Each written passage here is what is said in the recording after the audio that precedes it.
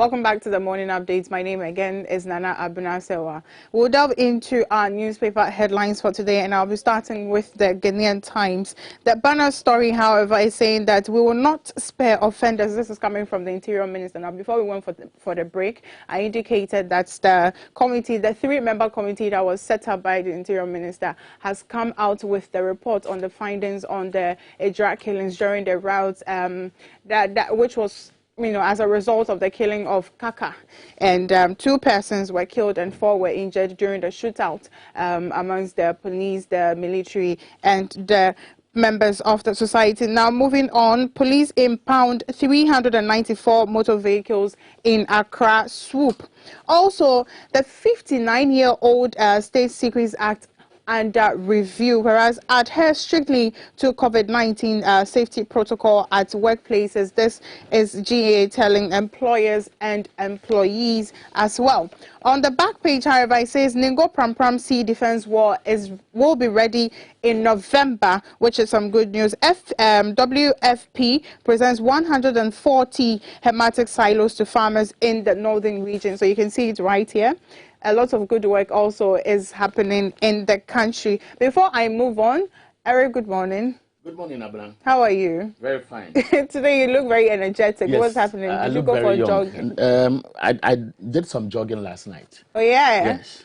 I thought I was the only person trying to stay young. Don't mind. I want to stay healthy. I can't cheat nature, so I want to stay healthy. Oh, but you can still maintain and it's fun. You see, when you go home and you commit yourself to it, when you are coming back after the walk and you feel like you are sweating, and these days the weather is cold, it's some kind of fun. You go home and you take some shower. After that, you sleep. No food. These days I don't eat late. I don't eat late. That is good news, actually. Yes, that's good news. I heard about you've been eating a lot of greens, so yes, a lot of greens, and I take a lot of water. The water is doing great for me. Ex-natural and sometimes when I stay out late with friends and they see me at dawn on set, they say, "Hey, you get energy." You get energy. Yeah. It's 2 things: discipline. And when you do it for a while, you become used to, and your body wakes you up. It's not the best. We are told have at least 7-8 hours a day of rest. But I have other means of distressing and so on. And so I'll take it like that. Do you want to share with us? Later on the program. I heard about the sea defense project. Yes. I think government must take a bold decision to either convince people living along the coastal belt to relocate, because if you listen to conversations on climate change, sea levels are rising. We don't have the capacity to manage this and sustain it for years. Right. And so if you look at what is happening at Keta, where sea defense projects have been built or completed in some areas, many of these enclaves are still experiencing the pounding of the waves around this time of the year. And so when I use the Sakumono, how do you call it, GPH, that's Community 3 stretch towards Tema, I always think about what will happen in the next 20 years, because it's capital investment. If I look at people within that Dan enclave, there are several communities that I can't remember the names, and then you go to my home area, Keta, through towards Anyako. When I see that area, I just tell myself that the people must understand that you may not be able to fight nature. Forget about the gods, forget about the traditions, and let's see a better way of resettling them, so that after all the money sunk in, we don't come back and look at sea defense project. Go to Elmina and you would understand the impact of the seas pounding on some of these low-lying areas. So I don't know, but that's my opinion. Well, let's see how it goes. Hopefully somebody listens, because you have the daily graphic. I do. I have the daily graphic. I see a bald head there. Who is that? Let me share that with you. So yeah, that's the bald head you're talking about. Yes, that's Godfred Dami. Yes. Somebody said these days it looks like very brilliant young people are assuming leadership positions, which is good, and that is exciting for many young people. Because you want to look at mentors. The latest was the University of Ghana acting vice chancellor. Look at Godfred Dami. Look at the special prosecutor. And there are several of them in parliament. Some of them even have risen to the level of the deputy chief of staff here and there. And if they really demonstrate their commitment to be patriots, people who are not there to steal from the state, but they are weaving into the hearts of people because they are thinking Ghana first. Ghana first, I think it will be a lot of inspiration for the youth. But if we catch them young at this stage and they join the perceived group of politicians whose objective is to milk or steal from the state, then we have a big problem because they will live with us for several years. They will stay in power for several years, so is what you want to say. Anyways, so he's saying that he's yet to receive the docket on Ahmed Swale's case. And then moving on, it says solid state of some roads in Accra. You can see after the rain, some of the roads have gone really bad. My road is not an exception. The majority leader also urges bipartisan review of the Petroleum Act as well. On the back page, however, it says that the World Food Programme warns of hunger in West Central Africa. Drug administration also has been launched to tackle river blindness. Now moving to the Inquisitor, Kweku again, and then Imani raises alarm over hospitals digitization. National Petroleum Authority boss also on, is it Amok? That's right there. I'm sure I'll give you the details later because because it's related to business. Let me quickly share what is on the front page of the Business and Financial Times. The big story here talks about informal sector revenue collection. For me, the tax analysts are saying government must be firm on the informal sector by way of revenue generation. Remember, tomorrow, the finance minister will be presenting the mid-year budget review, and many people are expecting that there'll be something in there to give some assurance to the business community. One issue is tax, and the other has been loan. The NDC has spoken just recently about excessive borrowing. And if government wants to curtail that, then government must look at the alternative. The alternative is when you and I and every Ghanaian is seen to be a taxpayer and government finds a better way of widening the tax net. Last story on the front page of the Business and Financial Times. GCX helps farmers win war against middlemen. So that's how you find it if you visit any of the newsstands, and grab a copy, Business and Financial Times, read the details for yourself. Also, again, on the Inquisitor, it says 18 million vaccines promised, other assurances failed. Let's be cautious. This is coming from the Ghana Medical Association to the entire populace. Also, submit financial statement or get fired. This is coming from the SIGA boss. Policy brief has been proposed and development must work as well. Should I continue or you want Yes, to continue. I just have some announcement, but it's news I want to share. You know, the president, Nana Akufo-Addo, is in the UK. He's attending what they call the Global Education Summit. It's starting today and will end tomorrow. And according to the statement issued by the Jubilee House, the president will also address the 2021 African Investments Risk and Compliance Summit as a special guest of honor on the invitation of the founder and chief executive of Emerging Businesses Intelligence and Innovation Group at the Oxford University. And as usual, he's traveling with the foreign minister, Shelley Ayoko Botwe, and then the minister for education, Dr. Educhum. And according to this statement, officials of the presidency and the foreign ministry. I have two to share on Koko Anyidoho and pay issues involving a statement issued by the finance ministry. But I finish with the headlines. Okay, so I'm doing the Chronicle. It says MPP cracks whip on President Hopefuls, threatens disqualification if. So take the Chronicle newspaper and read the conditions that come along with it. Now, don't crucify Health Minister over Sputnik V deal. This is a group from Kumasi making the statement. Now, on the front page of the Daily Dispatch, however, it says balancing the protection of the state and promoting human rights. Obeda Samoa on the challenges of democracy as well. Here you can see that for yourself. Now, Court of Appeal dismisses application on NDC two MPs. ECOWAS meeting on telecommunications and development starts at Winneba also. The Herald is talking about Chief Justice facing third investigative body over the 5 million bribery claim. More troubles for Health Minister as minority demands audit into COVID-19 expenditure as well. Now, Rosewood Cattell puts Lance Minister's credibility on test also. I'm done with my papers. So what has been trending as of last night was the NDC's action against the former General Secretary former General Secretary Koku Anyidoho, and former Deputy General Secretary Koku Anyidoho.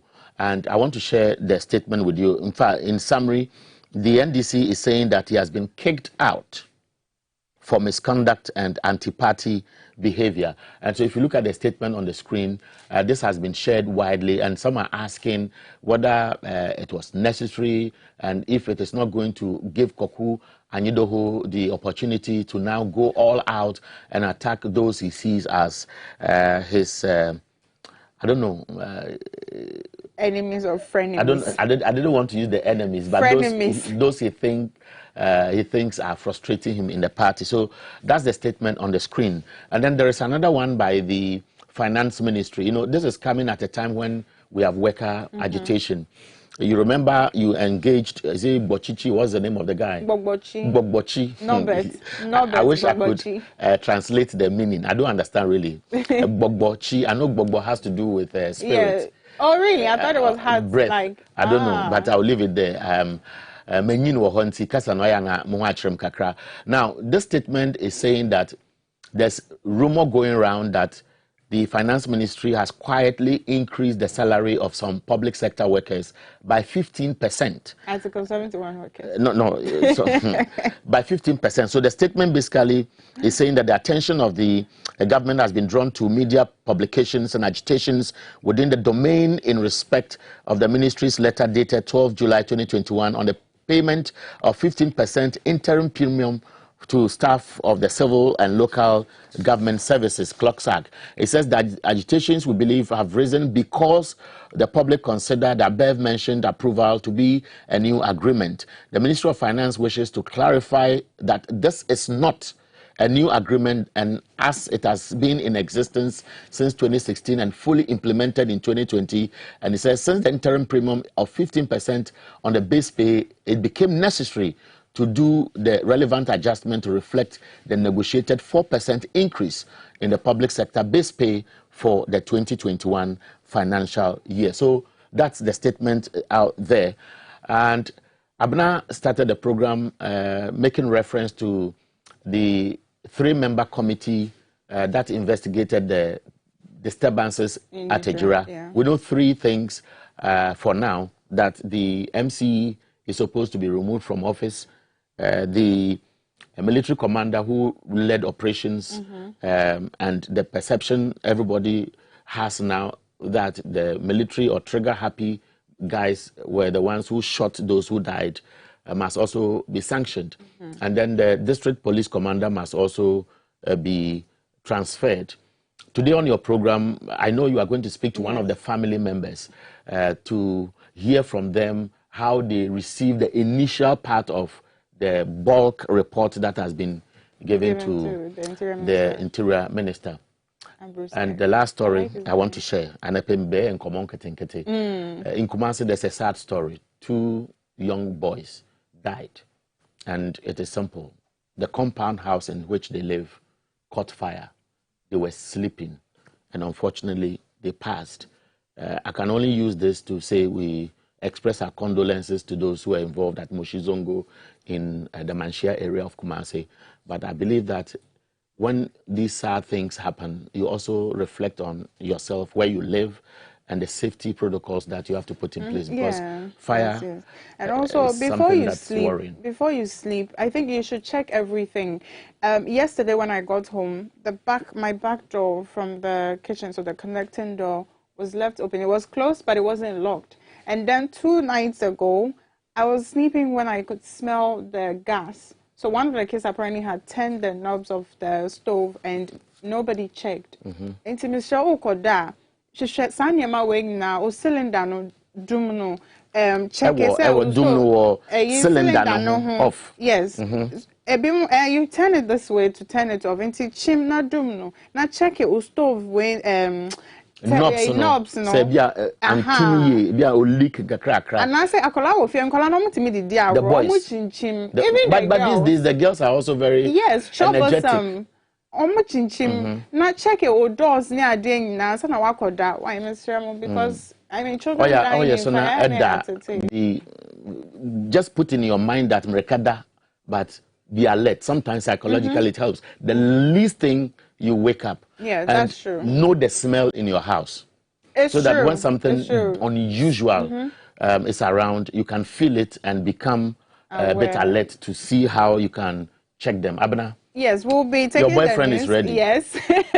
And today... I thought we had advanced to husband. We are still a boyfriend and girlfriend stage. But well, wisdom should marry because we need to do. Hey, oh, there, Mr. Today is not Friday. If you have application. Today is not Friday. Okay. But I'm advertising for him. I want somebody to chase wisdom. Hedejoma. He's going to present the news. Very nice gentleman, very energetic. But before I go, please don't forget to follow us on our social media handles. It's TVXYZ Ghana on Twitter, Instagram, and of course Facebook. And also, when you send your comments, don't forget to hashtag XYZ Morning Update. Mine, of course, is Nana_Abuna_Sewa. Wisdom Hedejoma is ready.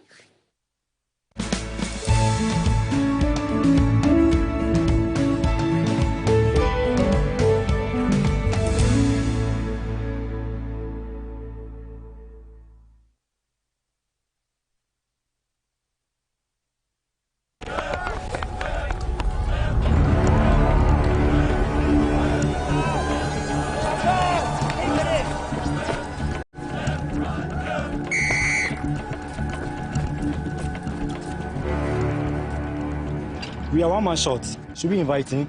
Yeah. It be old cargo. Can I join you guys? Yeah.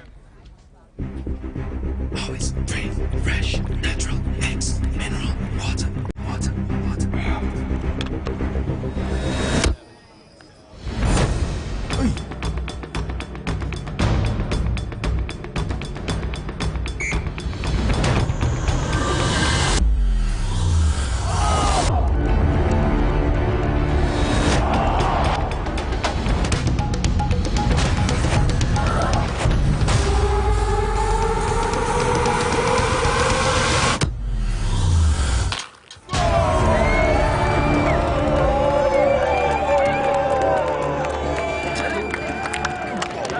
Still got it. Always keep hydrated naturally. That's my secret. Manufactured with the primary aim of preserving nature's finest minerals necessary for a healthy mind and body. X Natural Mineral Water. Simply natural.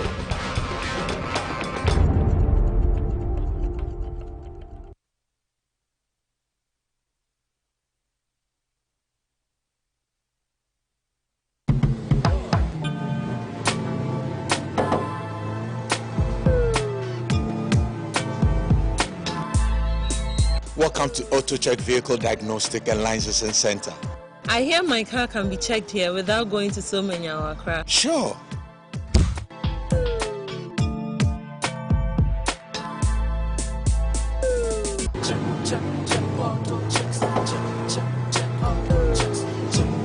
Emission, check. Alignment, check. Brakes, check. Visit AutoChecks at Koforidua Aquadum Road for the road readiness of your vehicle, from saloon cars to heavy-duty industrial vehicles. Madam, your car is now ready for the road. Thank you so much. AutoChecks, check. AutoChecks, your safety, our priority. Check, AutoChecks.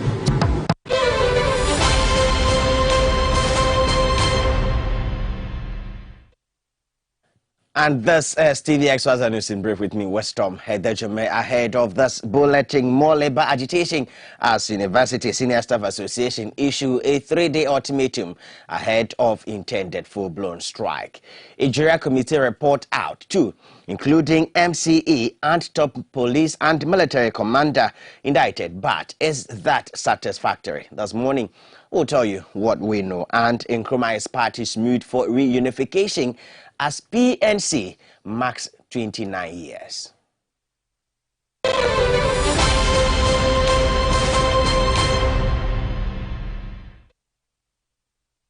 Grateful that you could join us. Let's begin the story from the Ejira Committee report, and it has recommended the dismissal of the Municipal Chief Executive Mohammed Salisu Bamba, who is at the center of the recent violence protest over the death of social media activist Ibrahim Mohammed, popularly known as Kaka Macho.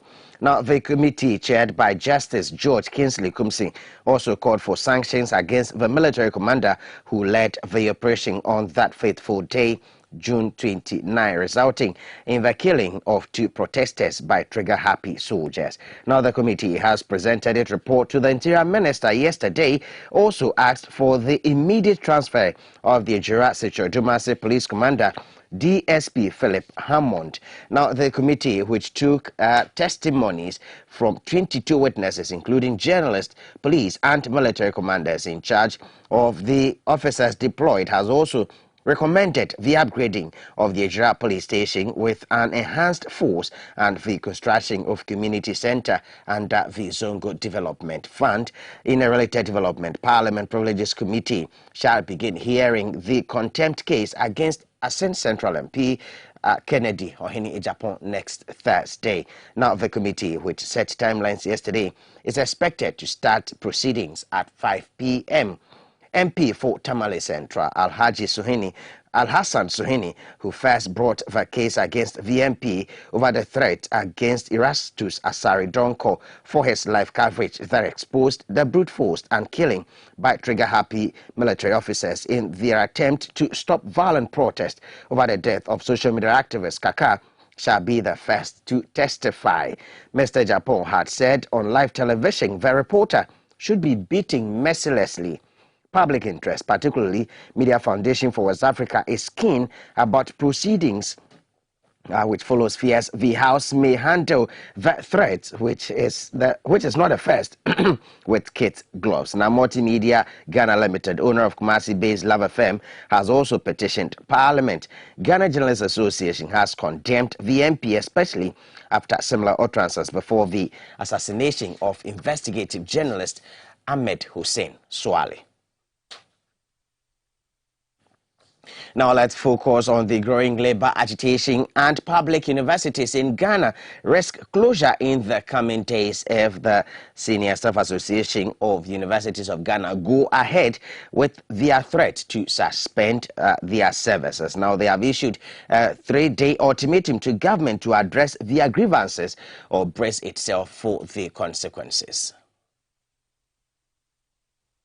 A joint press conference by the Senior Staff Association of Public Universities in Ghana and the Federation of University Senior Staff Association of Ghana, FUSAG, accused government of prosecuting an agenda to break their front instead of fulfilling its promise after their recent strike. National Chairman of the University Senior Staff Association, Zakaria Mohammed, especially mentioned the National Pensions Regulatory Authority, the Fair Wages and Salaries Commission, the National Labour Commission, the Ghana Tertiary Education Commission, and Vice Chancellor's Ghana, all of which he accused of forming an alliance to weaken, frustrate, despair, and break their front. Besides poor conditions of service, the staff have been demanding immediate payment of arrears of their Tier 2 pensions contributions with interest. Zakaria Mohammed explains. Is to chronicle the torment SSA UOG have gone through and is still enduring in the hands of government of Ghana,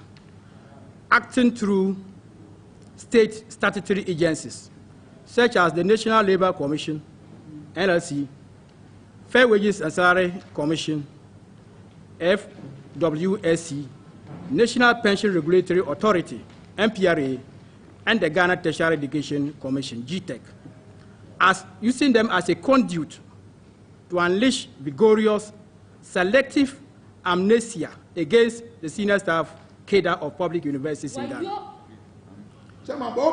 And to also point out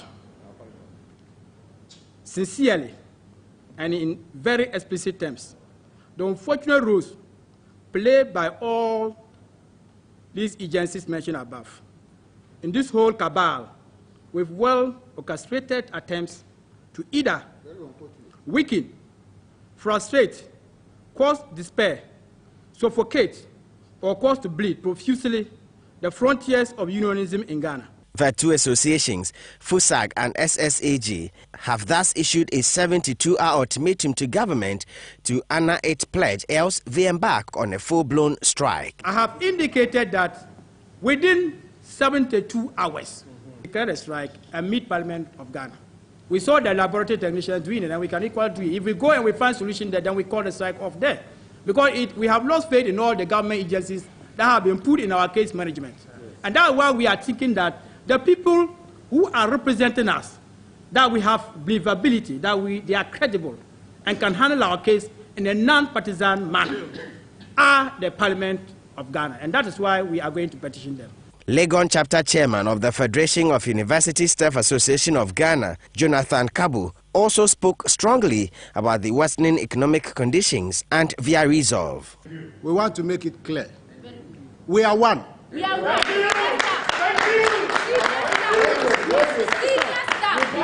What we want our members to know is that we are fighting a common cause. Yes. So if SAA declare a strike, because we are negotiating together and we have come to a stalemate, or we have come to a point that we cannot see our way clear, we are with them. Whichever form their strike actions will take, we are with them. Well, let's still bring you more stories we've been gathering on the labor front, and public workers say they have lost confidence in the Trade Union Congress and will begin series of protests and actions until government bows to pressure for additional salary increase. The details are in the following report.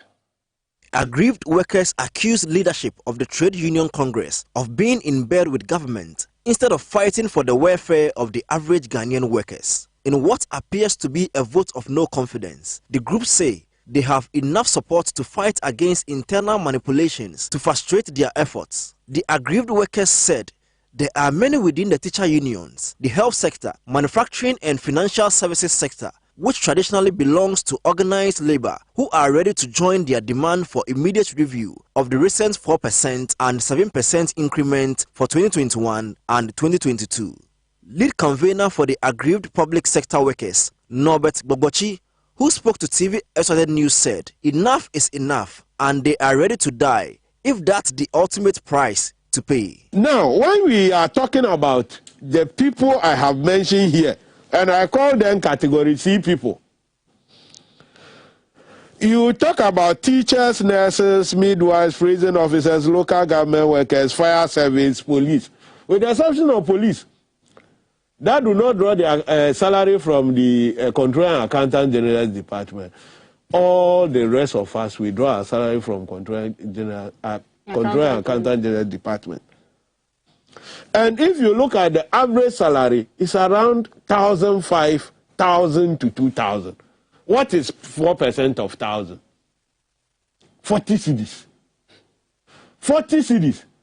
Now, one of the nuisance taxes that were introduced, one of the 5, would consume that 40 cedis 10 times. So if you combine 5, we are talking about getting to about what? 50 times. So do you want to kill us or you came to help us? Why is it that if that 4% is good, is that good? Why is it that Article 71 group did not add 4% to their salaries and they gave themselves 50, 60, 70 and they are giving we workers 4%? What is the benefit? When you become an Article 71 holder, your vehicle, we provide it. Your fuel, we provide it. You don't pay toll. Right. You don't pay water bill. Electricity bill, you don't pay. You don't pay anything. You eat free, sleep free.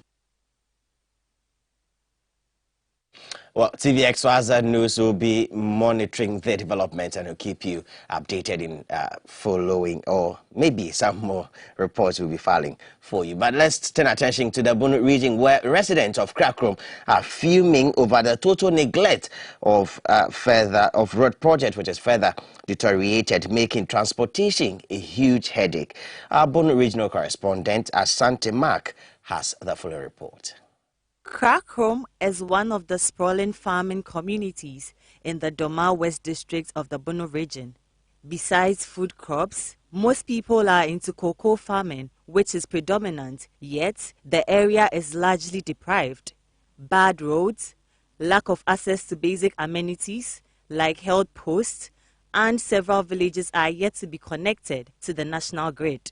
One major headache the residents have today is an abandoned road project which has deteriorated, affecting the cutting of goods and farm produce in particular.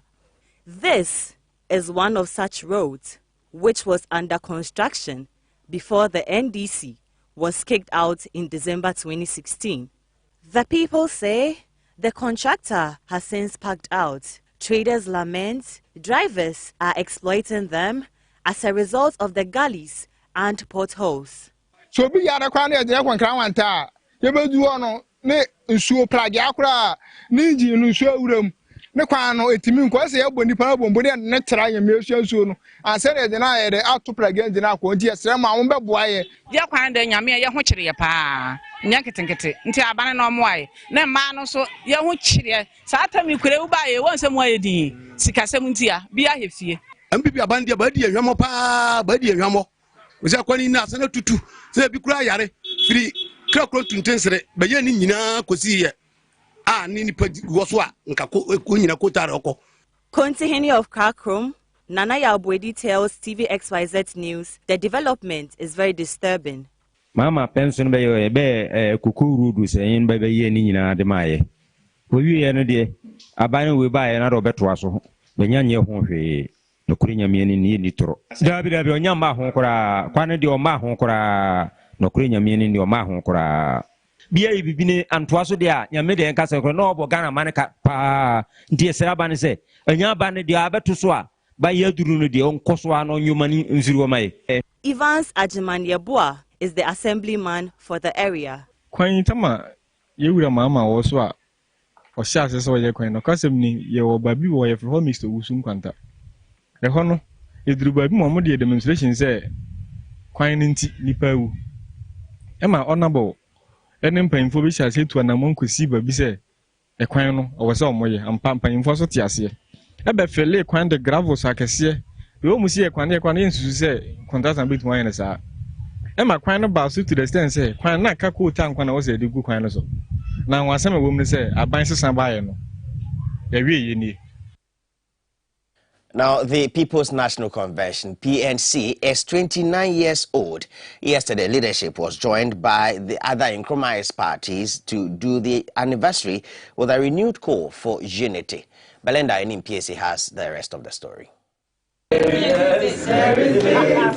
People's National Convention, one of the known Nkrumahist parties, were formed by the late former president, Hila Liman, based on ideas of the People's National Party, which he led to win the 1979 elections.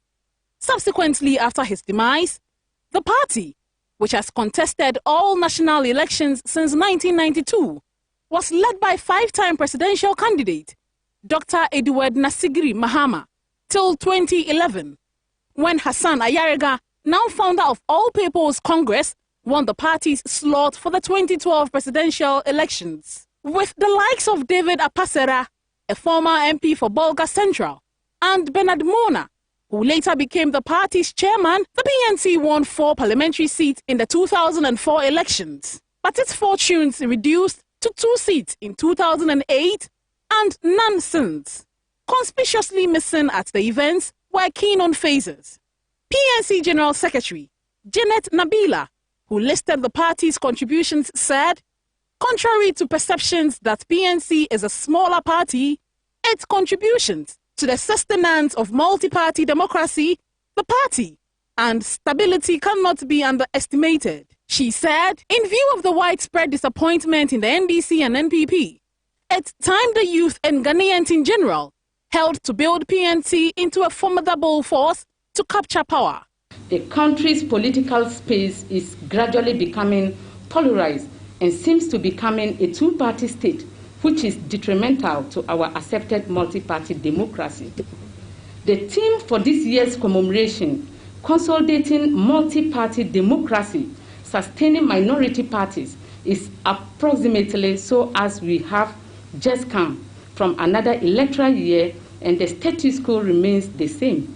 Present at the symposium were sister parties including the Convention People's Party. CPP's chairperson, Nana Frimpoma Kumankuma, commended the PNC for soldiering on in spite of the constraints. The CPP took advantage to call on the PNC and other Nkrumahist parties to revisit their unification talks. She also advocated for financing of political parties for equal playing ground. The CPP sees the need and takes the lead to call all Nkrumahist family in a bid to strengthen our frontier to serve as a viable alternative.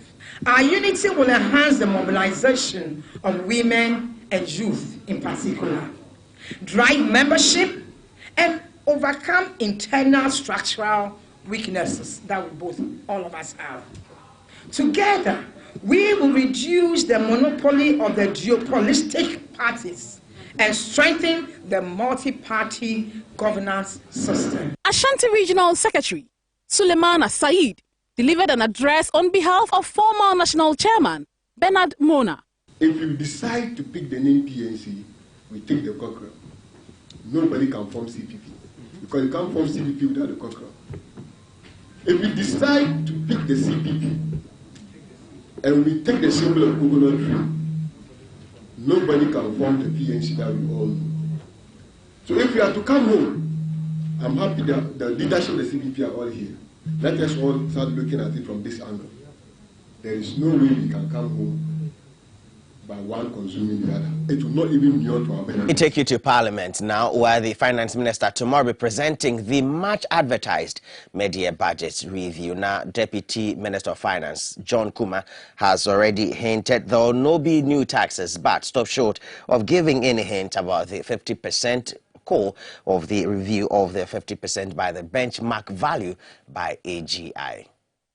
Week, government decided to defer the presentation of the mid-year budget review statement this week. No reasons were assigned, but rumors arrive. It's under pressure to review some taxes and policies to be introduced to increase revenue generation. On Tuesday, the minority in Parliament described the economy as worse off compared to December 2016, with accumulating public debt and increasing worry about inability to service them. Ghana's public debt as at April is indeed 332.4 billion Ghana cedis. In the first quarter of the year 2021, the MPP administration has added 27 billion Ghana cedis to our public debt. This means that obviously they have approximately 48 months from the time they took office to go. And they've done 3 months, and obviously that has accumulated 27 billion. But sadly, if you were to analyze where we are going, Ghana's public debt by the end of the year 2024 will be 624 billion Ghana cedis. Expectations are high among key players, particularly the Association of Ghana Industries, AGI, and the Ghana Union of Traders Association, GUTA. AGI is highly optimistic the 50% benchmark value policy would be adjusted, but industry players say they are equally looking forward to a review of the prevailing tax regime to reduce the cost of doing business to engender recovery from the downturn caused by the coronavirus pandemic. Co-chairman of the Abosokan Spare Parts Dealers Association, Clement Boateng, tells TVXYZ News they expect the mid-year budget review to critically reconsider port charges. They also want clarity on how the yet-to-be-established National Development Bank will support businesses, particularly importers. Excessive charges by putting measures in place Anything that you say, it will not change anything. Because they have done already. What they will do, no one can say anything about it. And that's it with me, Westrom Hedejime. For more news, do log on to my xyzonline.com. When we return, Abena would have some conversation with you regarding the excerpt of that report from the commission that was hearing the Ejira violence.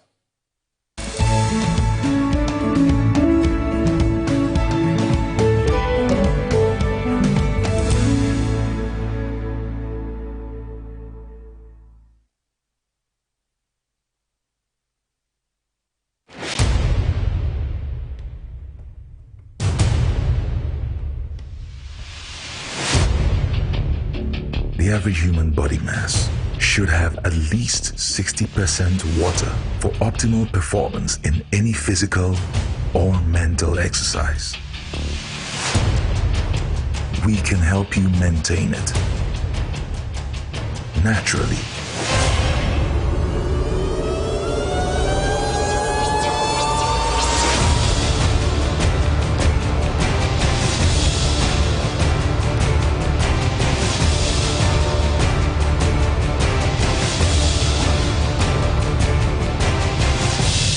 X Natural Mineral Water. Simply natural.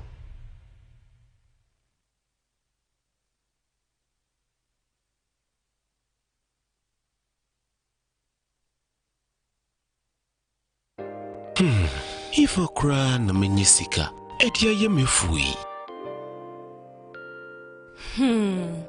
Ehin fa pa na menya bosia, edia tre medwuma yimu. Kai kra mabre me yebusia ato taxi fufu. Suhum Rural Bank. Suhum Rural Bank.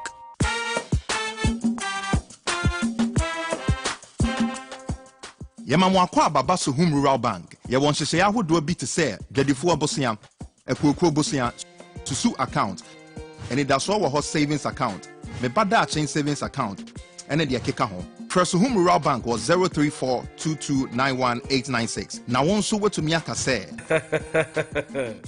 Suhum Rural Bank. Ama ene mayeka una. Suhum Rural Bank. Enti me pa minie. Suhum Rural Bank, growing our heritage.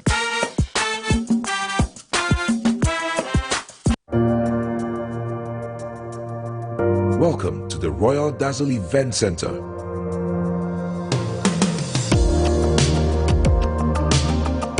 With a lush and well-maintained lawn and garden, you are assured of the best serene and comfortable atmosphere to organize all your family and social events. Live the royal moments here with friends and family. The hosting capacity of 600 to 800 people makes Royal Dazzle the most versatile of places to host weddings, parties, funerals, conferences, concerts, and many more. Create your memories with us. Call us for inquiries on 055-814-8585 or 024-620-2144, or pass by and speak to any of our friendly staff. Locate us at Myjohn, close to Zoom Lion headquarters. Royal Dazzle Event Center, creating memories.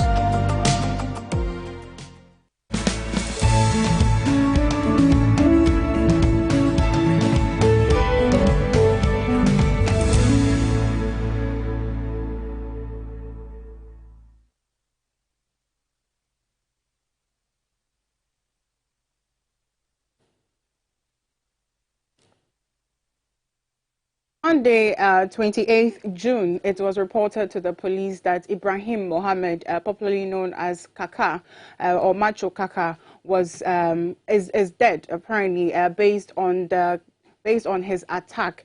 Apparently, they hit his head a lot of times until he was unconscious, and that led to his death. Now, after they reported the issue to the police, some people obviously took to social media to vent out their frustrations, but it seems the youth in the community were not happy about the response. We are not sure what led to them storming the streets, which unfortunately they were met by the police and some military personnel as well. A lot of things happened, and the whole issue turned turbulent.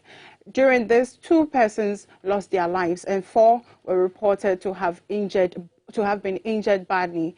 Now, you know, when issues of this nature happen, we all scream the president has to come out and say something, the president has to do something. And so the president, of course, tasked the interior minister to probe the situation and report back to him, which led to the forming of the 3-member committee. Now, members of the committee were Judge Kingsley Kumsin, he is the Justice of the Court of Appeal, and then Dr. Vladimir Entry-Danso, a security expert, and also Juliet Amwa. She is an executive director of Pen Plus Byte, which is a civil society. Now, they reported back to the Interior Minister as they were reporting that Judge Kingsley Kumsin, who is the chairman for the committee, stated that, "I want to let you know that we attached serious importance to the work and dedicated our lives to all issues with meticulous attention and details. Having assured ourselves after listening to 22 witnesses and reviewed volumes of documents, including audio and videos, we have come with our findings and preferred some recommendations, and we hope that the government, through your good self, which is the Interior Minister, will give a good ear to them and implement them as well." Now, the recommendations they gave, I would quickly read through that. Now, they suggested that the committee report suggested that they should dismiss the Ejira Seshadumase MCE Mohammed Salih Subamba, who is at the center of the recent violent protests over the death of Ibrahim Mohammed, popularly known as Kaka. Now, also, there is the Trigger Happy Soldiers as well, and then indict the military commander who led the operations. The recommendation, they also recommended that they transfer the district police commander, DSP Hammond, as well. So these were the recommendations that were given in the report. Now, I will be talking to a family member, actually the family head of one of the people who died during the riot. His name is Abdul Nasiru, which is the deceased. The family member or the head of the family is Abdullah Abubakar, and he will be telling us the mood in the community at this moment. The recommendation has come out. We want to know whether the family is okay with it, what they were expecting. Was that what they were even expecting at all? Will there be some form of compensation for them or not? Auntie, hello, good morning. Hello, Audrey, can you hear me? Oh, good morning, madam. How are you doing this morning? Alhamdulillah, we thank God, all is well. All is well. Right. Now, after the recommendations that has come out from the 3-member committee, how is the community receiving the news, and specifically the family members? First of all, let me thank you for the opportunity also to the viewers and the listeners. Yesterday around 12 o'clock, I was in school when I had a call from one of my brothers that the committee have reported their report to the minister. So I should kindly monitor and listen to the issue so that I can come and brief the family. Right. Indeed, I could not get the process, but really later after the school, I went to and had the reports. So I think the family, the Israel people, are a little okay with the so far recommendation. Yeah. Okay, but what I heard you say is that you are a little okay. Which parts are you not okay with? What were you expecting that you didn't hear? You see, the incident and the issue is something that has escalated and has caused a lot in the community. So some of the recommendations, they were excellent as looking at the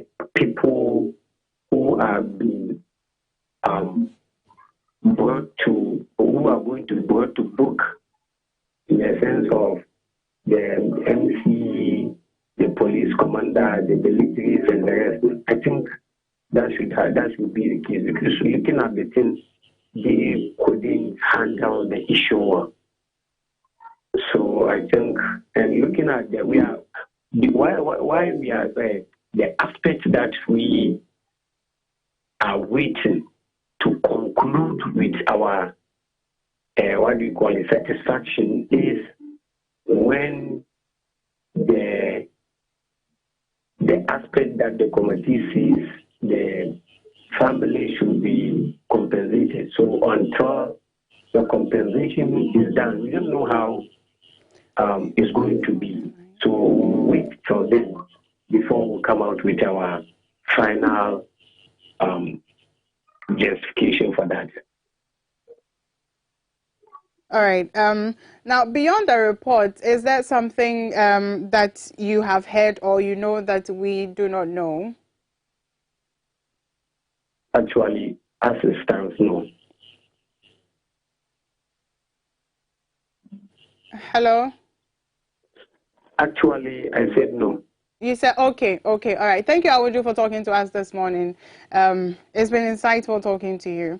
So that was the brother of the deceased that we spoke to, and he said to us that they are a little okay. So there are a few things that they were expecting to have happened. But as I indicated earlier, we'll be talking to the head of family for the late Abdul Nasiru. His name is Abdullah Abubakar, and he will also be telling us what they were expecting. Now, yesterday I did see some news items online about one of the Joy News presenters bashing the committee for what they have brought out. First of all, he had issues about some of the questions that were asked. I did watch it one time, and they asked one question, and I was saying to myself, this is not even a question you should be asking him. It is irrelevant. So I was not surprised when I also saw that the Joy News presenter was also saying the same thing as I thought.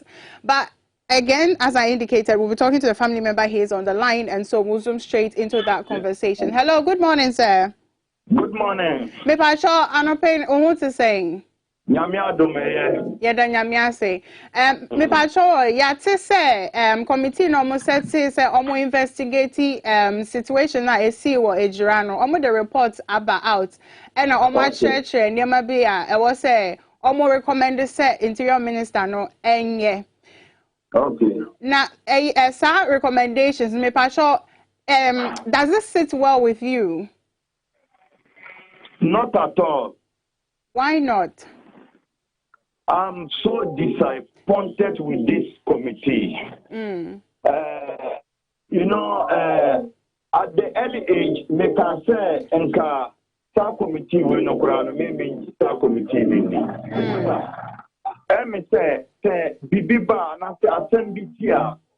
I was say far from the sources. There na koso ye. And tinkana me expect senka in the first place kuram pononka commission no another committee no. Enka omuba bisa Ashanti regional minister senka won't apologize in the first place to the family of the victims. That was what I was expecting. Nothing like that. The Omaka kind say there's no justice in it. So the near movie said he has to be punished or whatsoever. Yasumano. Ajuma what Yafano or swear all the said, then paying for Becca so uncoyeno, and no Becqua yet. And I'm paying for no and Asumano. Ashanti regional minister at the commission the cancer one and a man recommendation Mr. Yambra so can't you almost so mumra that's what my banner or my bay yet or small so mumbayana why did you blame Batuno so okay MCDL Mukate commission because I was say yes talking no on the crowd wanya letter kura me and I was very, very happy with his decision because he made mention of peace, or peace, and Tina, what is the nation that said or person or time, which is very, very good.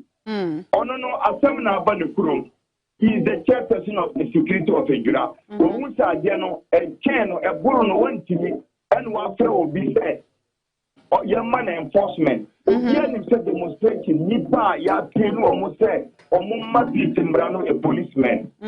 Now, our popular regional minister, saw the soldier for Banua, catcher soldier for Samukwa, Ejura. What kind of radio? So the regional minister said it. So since 1992, election being why young Kuni power Ejura. And you know, the son is here, there, police for young fast soldier from Konyanko Kumomo. That's what it means. Not that what the soldier for Banetia, the Kumia. One year, said the blame so. Because that commission is out. No more yet, fair to everybody. There's not been fairness in it. Also, Mokase, Asante regional minister, he doesn't deserve to be a regional minister. Because minister, you be a what can you perform, what dream you perform, what can you pass.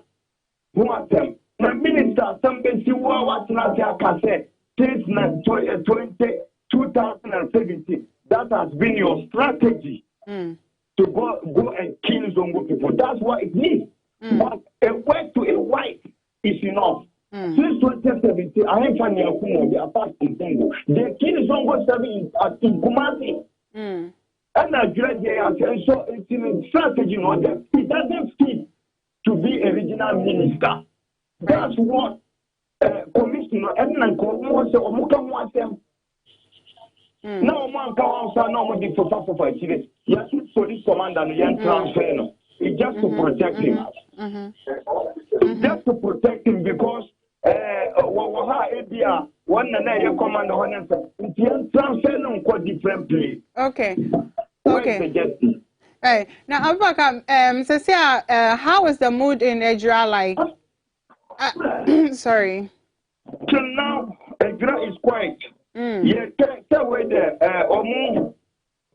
commissioner interior minister and almost the position I come and say, okay, yeah, drink children, if you say, what's that? But Jamie can say, almost justice bar, regional minister, I was seeing now prosecute. No one in a quarter, him and cut the entire one small soldier for police for Obian himself Ghana had demonstration, and after Africa, demonstration, he ties, boom stores, but that demonstration, they did not block any road.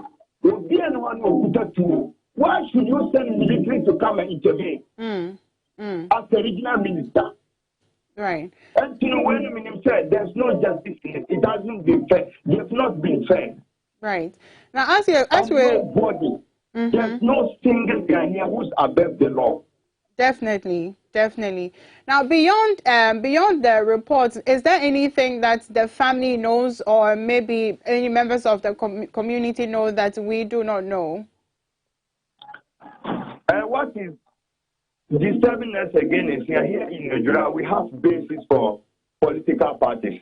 For the youth, the jobless youth, the youth that has no job, they call it to pay. Political parties, both NDC and PP, has it here in Nigeria. A whole woman and one who born in Bar,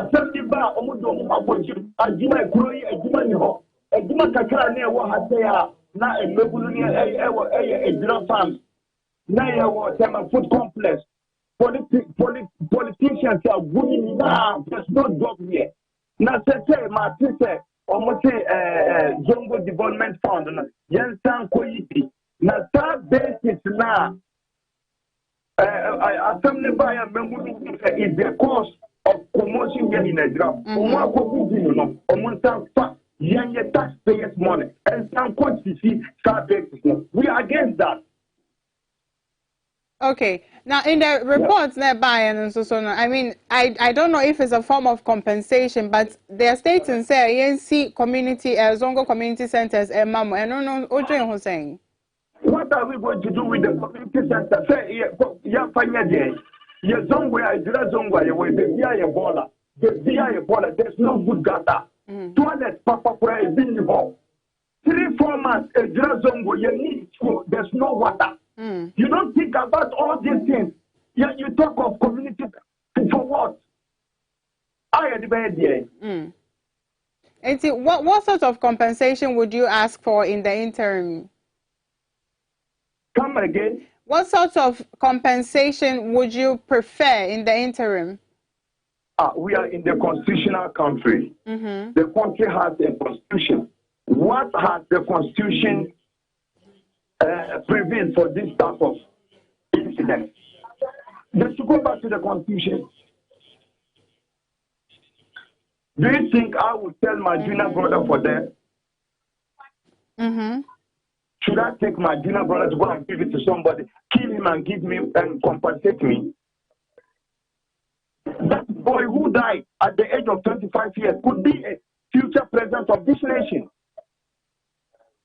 Sure. What is compensation do you think I should ask for? Anyways, when you were talking to Money Power and your sister station, you did mention saying ECOWAS, AU, and NASIFO because this borders on human rights. So what do you intend to do? What I said is that if we don't see justice into this case, we are a member country of the ECOWAS nation, no, Yakaubi. United Nations, Yakaubi. African Union, Yakaubi. And you know, if just we are near there, we'll take it outside. That's what I said. We have the ECOWAS Court of Justice. Okay. Is there a timeline now? Or say within 40 days and now 60 days? Yeah, who say then we'll take this course of action. Come again. May say, is there a timeline that you are giving to the government or interior minister or the stakeholders involved to solve the issue or provide justice? I am calling for justice, and I want them to know that nobody is above the law. Okay. All right. Thank you, sir. Nobody is above the law. Thank you. Thank you for talking to us. We do hope the matter is solved now. At least it gives some sort of consolation to the family as well.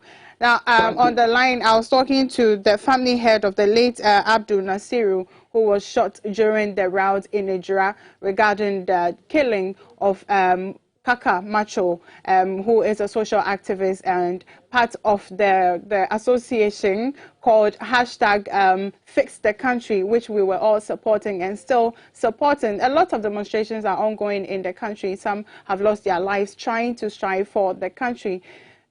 Today, Ghana, and we do hope that our president, our ministers are listening to us and trying to fix the country instead of always asking for money for cars and houses and people who were occupying government offices, not wanting to leave government property after they have left office.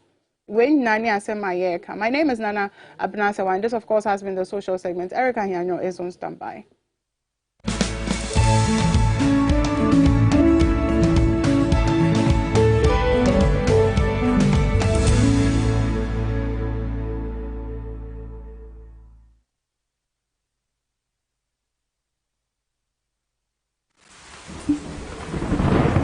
Peace of mind is very essential in your journey to success.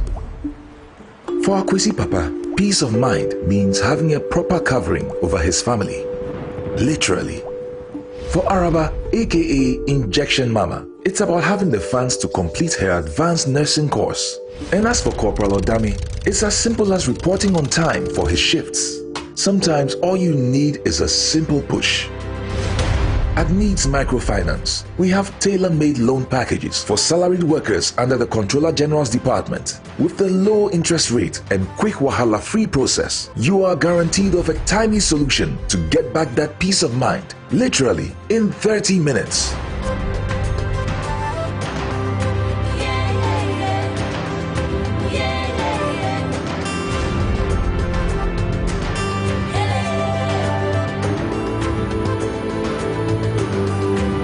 Microfinance. Growing with you.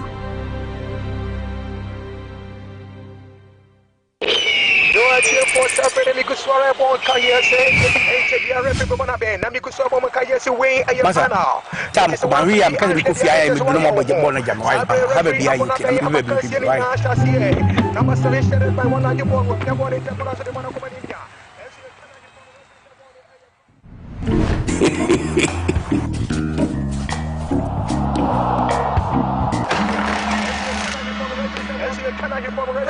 Aha! HD logo the bottom. Where you say HD local channels na mo hero. And so pictures ni clear. E 5 times better. As other channels can go be show hormone. So go dey mention mon tram raka why.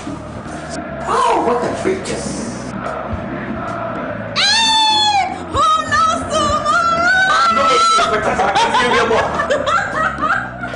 What a picture.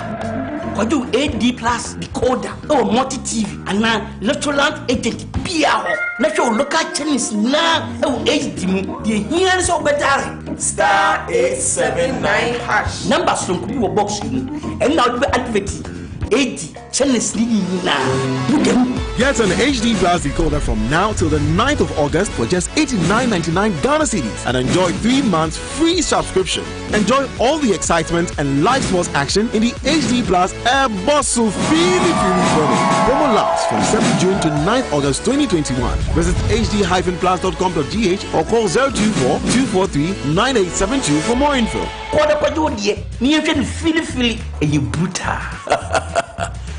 Half a nose for good things.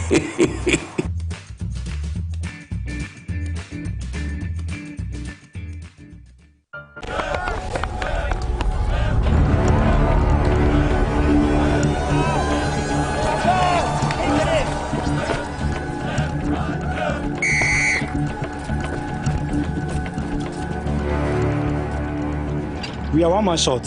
Should we invite him? Yeah. It be old cargo. Can I join you guys? Yeah. Always drink fresh, natural, mix, mineral, water.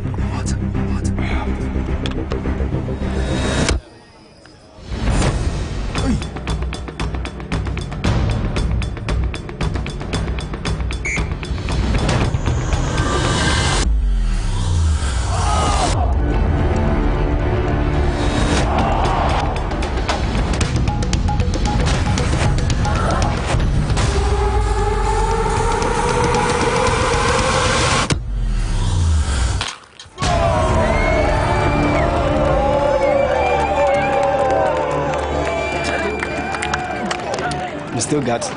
Always keep hydrated naturally. That's my secret. Manufactured with the primary aim of preserving nature's finest minerals necessary for a healthy mind and body. X Natural Mineral Water. Simply natural.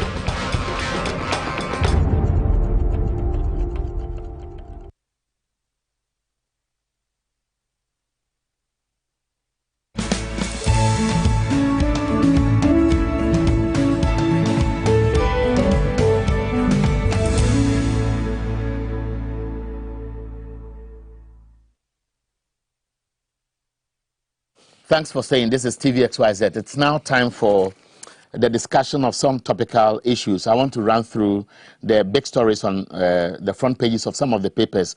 The Daily Graphic on its front page says, I'm yet to receive docket on Swale, Attorney General tells Parliament. And he spoke to other issues relating to unresolved crimes. And the Jura Committee presents report to Minister. Now, in this report, we know the background. We know what the chairman has been saying. Abna has had engagement with some of the victims, i.e. the family members and their reaction so far. We don't have the details of the full report, but if what we have heard are the highlights, obviously it will call for some reaction. We'll be looking at that. And we know the former Deputy General Secretary of the NDC, Koko Anyido, has also been finally expelled from the party. This will also form part of our conversation captured by some of the papers. The Business and Financial Times, the big story here says ADB maintains post-GATT turnaround with profit of up to 80% on H1. So that's it on the front page. The Ghanaian Times comes with a picture of the chairman of the Ejira Committee, Justice George Kingsley Kumson, and we see him presenting the report to the Interior Minister. And the big story has this banner headline: "We will not spare offenders, Interior Minister assures," and police impound 394 motorcycles in Accra swoop. So that's it on the front page of the Ghanaian Times. The Herald comes with a picture of Koku Anyidoho. It says Koku Anyidoho sacked from NDC for anti-party behavior. Chief Justice faces third investigative body over $5 million bribery claim. And so that's it. And we also have Mills' last bashing on NDC decimated Koku Anyidoho's head rolls, and NPP cracks whip on presidential hopefuls, threatens disqualification. If I've seen a story saying Alan Tremantin and Vice President Dr. Mahamadou Bawumia risk disqualification, it will never happen. Those publishing this should know it will never happen. There'll be chaos in the MPP if Alan Tremantin and Dr. Bawumia are disqualified. In fact, the MPP itself cannot do it. The Daily Dispatch on its front page, Ministry of National Security's new focus, balancing the protection of the state and promoting human rights. You see Albert Kandapa's picture coming with this headline. And the last one I want to do is the Inquisitor newspaper. And here it says, Imani raises alarm again over hospitals' digitization. And the headline said, Kweku again. Yesterday, the Attorney General was telling Parliament that, in fact, if I've seen a document, not Parliament to be specific, that they advised the Attorney General against the Sputnik 5 vaccine deal. And when I was reading through the notes, I asked myself, so at the time the Foreign Affairs Minister was holding a press conference justifying why the decision to go for Sputnik 5 at $19.5 per dose, days after the news broke, when the Norwegian newspaper put the information out. When she was coming to address the press conference and was justifying it, did the Attorney General prompt her that, look, whatever you are going to justify, we spoke against it? She justified it. And now the Attorney General is coming with what we see as either a backdated or maybe an afterthought that, oh, in April we advised him against it. I don't understand whether the Attorney General is telling the truth, the documents are really factual, or the Health Minister was just troublesome, or they are just leaving him or giving him out, or the Foreign Minister was lying to the country, or we should not believe anything from any of the three, i.e. Health Minister, the Finance Minister, and the Foreign Minister and the Attorney General. These are big issues. Just interrogate it. Will be part of our discussion today. This morning, Ahmed Abdel Aziz, former MP for Myong, has joined us in the studio, looking very smart. You're welcome. Thank you. You look good in white. Thank you. Thank you. How has been the week so far? So far, so good. We're taking it day after day. So far, so good. Today is Wednesday, midweek. So we still have some 2 days more to go for the week. So let's see what happens in the course of the week. And how's been your business? School, I mean, like we discussed at the time off air, I am back to school. Some private business, and also working for a party. Now, so let's look at the first item. We'll not spend too much time, but just touch on it because you are a leading member of the NDC. I've seen reactions after the decision to expel Koku Anyidoho. Some are jubilating on social media, making mockery of him. Some are saying finally they are happy that the party has been bold enough to take the decision. There are others who are saying that the Anyidoho's dismissal really is not going to solve NDC's problem. And I don't know, but the conclusion is that he's gone. And the fear is that if there are cobwebs, he's going to spill them. Do you care about that? Good morning to you. Good morning to our viewers out there. The decision to take some action against Kuku Anyidoho is in the right direction. No doubt about it. He's been a member of this party, one time Deputy General Secretary of our party. But it is also true that his public utterances and comments about the party has not been the best. And the NDC, like any other party, is governed by rules and regulations. We have a party's constitution that spells out what to do when a member of a party is not conducting himself in a manner that reflects the values and virtues of the party. And so the functional executives of our party, acting inconsistent with our party's constitution, have expelled him from the party. A petition was brought to them. It was investigated. He was suspended, and then the final decision is to yes, exactly. And so we are okay with it. There are two reactions, like you indicated. The NDC members are excited about the decision of the party. They think that they have taken a very bold and firm decision. Of course, our colleagues in the NPP who have found some new love for Kuku Anyidoho, things that we've not taken the best of decisions. But decisions relating to the NDC is a matter for us to decide. The NPP has nothing to do with what we do with our party. No one is above the law. And so if indeed a member of the party is found culpable of sabotaging the party and not speaking well of the party, it lies within the mandate of the party executives to take the appropriate action against him. You remember that in the run-up to the 20 general elections. That's 2020 general elections? No, 2016 general elections. Okay. Yes. The NPP, led by Akufo-Addo then as a flag bearer, had the cause to suspend their party national chairman, their national vice chairman, and their general secretary, Kobna Japong. And yet went ahead to win the 2016 general elections. And so no one is above the law. And so the NPP should spare us that preaching of telling us that will not augur well for our party's unity. Why? The NPP don't wish us well, and we know that. And so if we have taken a decision to expel Kuku from the party, that is a matter for the party to deal with. We would face whatever consequences therein. We think that we have taken the best decision in the interest of the party. It is in line with Article 48, if I'm right, of our party's constitution. And that should be a signal to every party member, whether you are a party executive or not, that your loyalty to the party must be unflinching. It must be unwavering. If at any point in time we are able to establish that you have acted in a manner that is inimical to the interests of the party, the laws of the party would come after you. I have a similar case in my constituency that is still under some investigations by a committee, and so I am hesitant to comment fully on that matter. But you see, you can't just believe it that, for instance, in my constituency, that you have a party chairman who was elected at Congress and swore an oath, to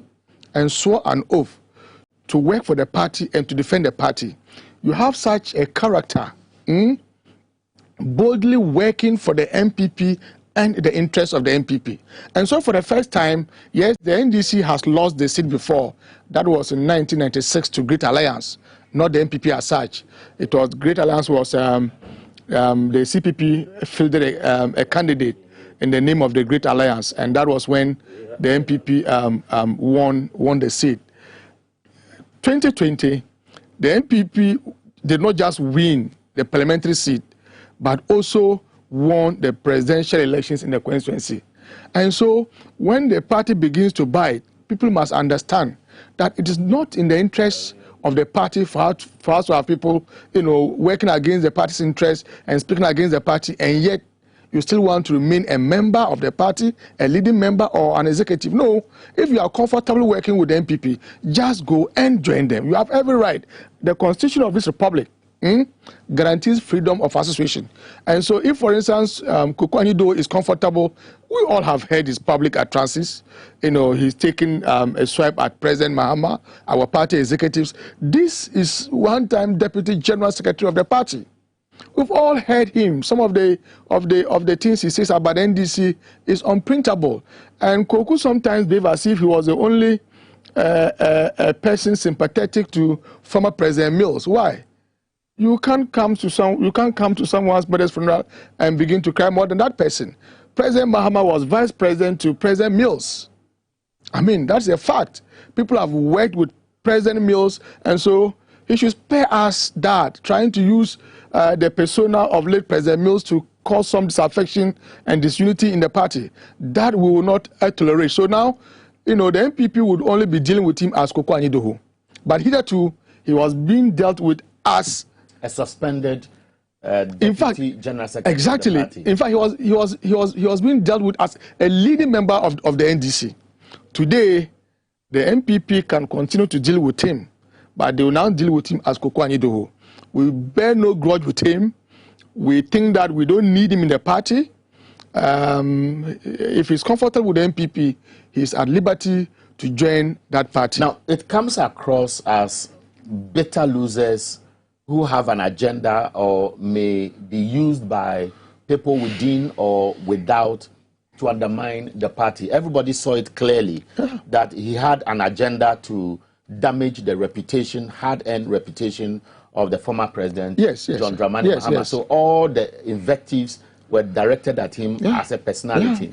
Now, beyond that, you look at Koko Anidoho, you look at Alote Jacobs, recently Atubiga is gone, and if you look at his utterances, he's now turned to praising your opponents, those in NPP. Don't you see this dismissal as a tool that can be exploited by some other unseen, disgruntled members within the party who may be quiet but may be passing on information just to undermine you further? Oh, you see, now when Koko Anidoho or Alote Jacobs or Atubiga speaks in the media, in the public, they will be seen as non-members of the NDC.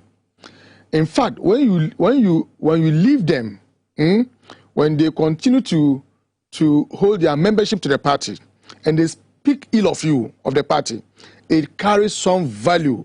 It's like the proverb that when the fish comes from the water to tell you that the crocodile just has one eye.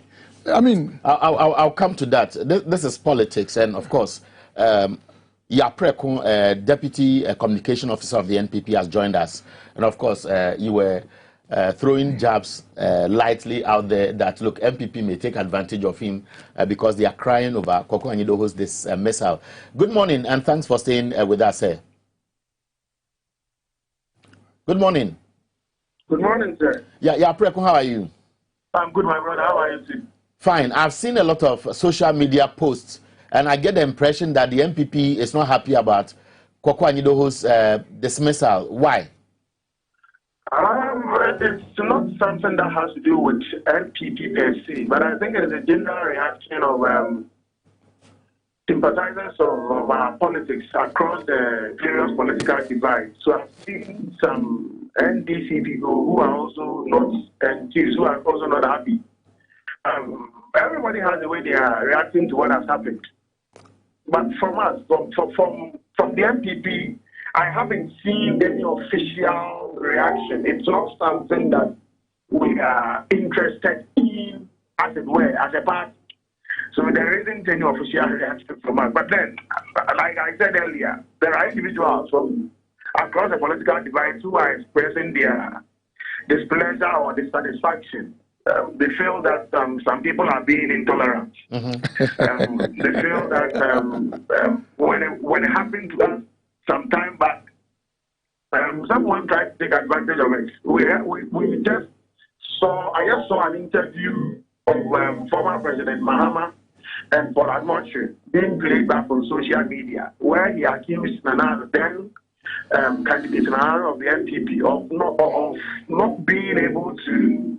Of being intolerant, in summary. He was unable to foster good relations among his party members.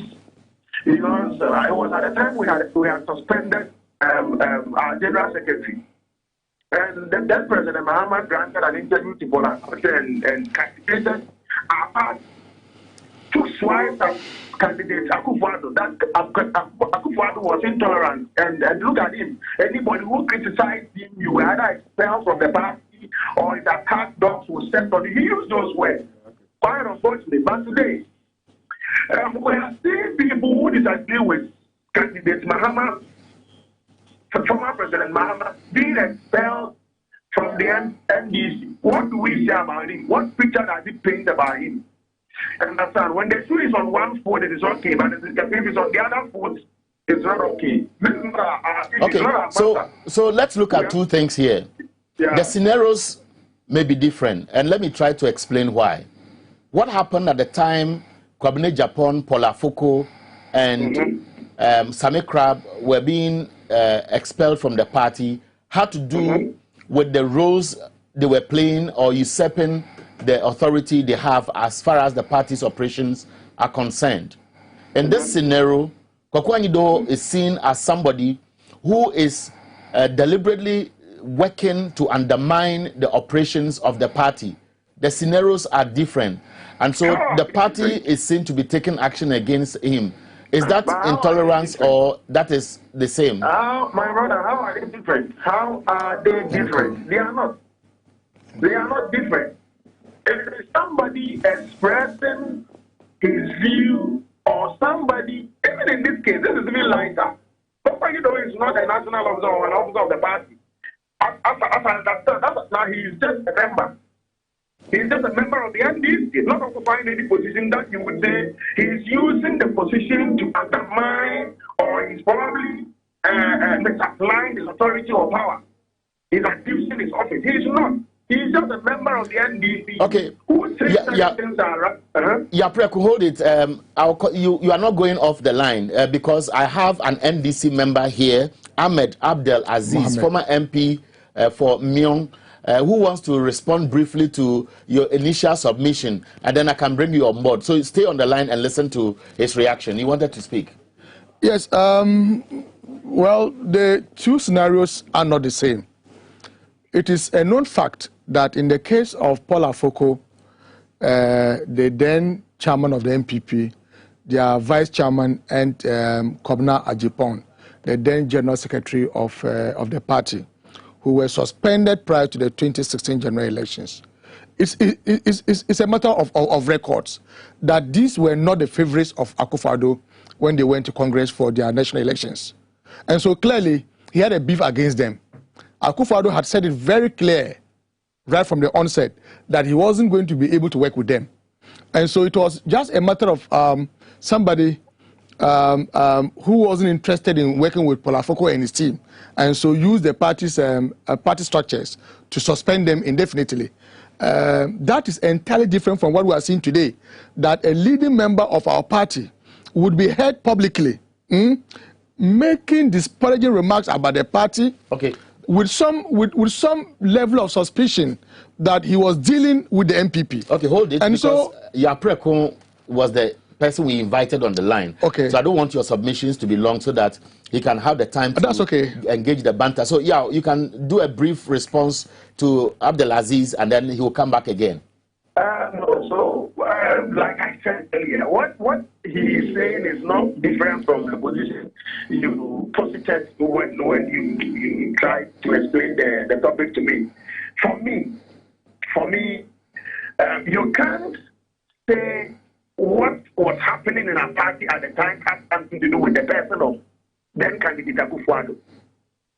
We have leaders of our party, officers of our party, doing things that were not in sync, were not in line with the dictate of the constitution of our party, they would go to next meetings, take unilateral decisions. They speak, and people who speak, all the government, speak, make declarations.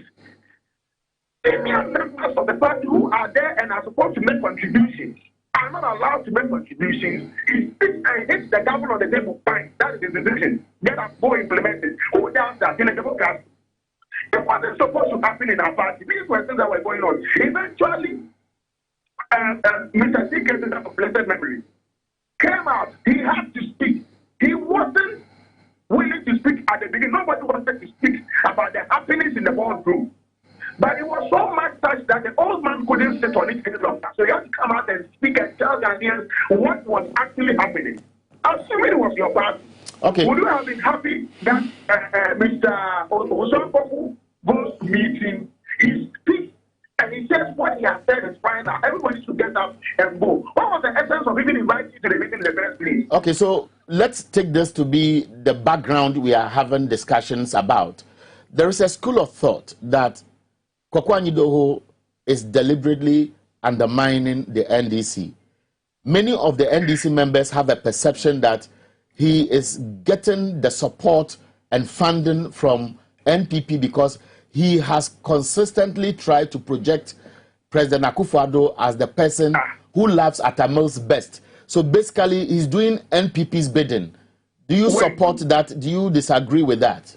Let me put these things on record here. Nobody in NPP, as far as I know, is funding Kwaku Anyidoho. Would you admit to it? He has his problems with the NDC. That is the truth. He has his problems with the NDC. What about this man, the poor boy from Binduri? I've forgotten his name. Are you talking about Tubiga? Yes, my brother Tubiga. What happened to him? What about him? Was he being funded by the NPP? Where is he now? What has happened to him?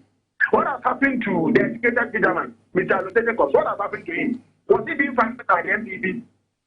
Anybody who has a dissenting view, anybody who takes a position that is a bit off the position of former President Mahama in NPP as of now, is vilified, is treated as an enemy, and faces a possible expulsion from the party. Okay, so in summary, do you think Kwaku Anyidoho's dismissal will go to the advantage of the NDC or affect the party, or NPP will take him on because nobody can doubt the fact that he's one of the outspoken politicians we have in this country?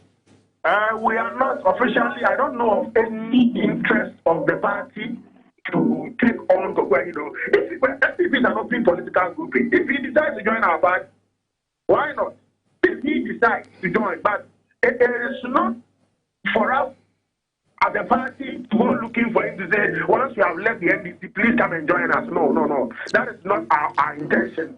But if he wants to join our party, because probably he has seen that we stand for something that he believes in, why not? He can join us for us to work together. In any case, the things you are speaking to, the facts you are speaking to, they are glaring, they are out there for everybody to see. Okay. He is talking about how we have reconstructed the Sumje Park. Is it true or not? He's talking about how we have taken care of our Sumje Park. Is it true or not? No, people like Kwaku Anyidoho saw how the NPP treated and related with people like President Rawlings, former President Rawlings. When former President Rawlings was complaining about how young men in his own political party were treating him, he was at the same time full of praise for Akufo-Addo. Somebody for the president of former President Rawlings, what do you think he has seen? Why didn't they expel him from the party? Okay, so just hold it here, Preko. Abdelaziz will make his last comment. You top up 1 minute in summary, and then we wrap up this conversation. Yes, sir. Mr. Yapreko, my brother, you are our political opponents. Yes, sir. It's a matter of fact that politically you don't wish us well, right?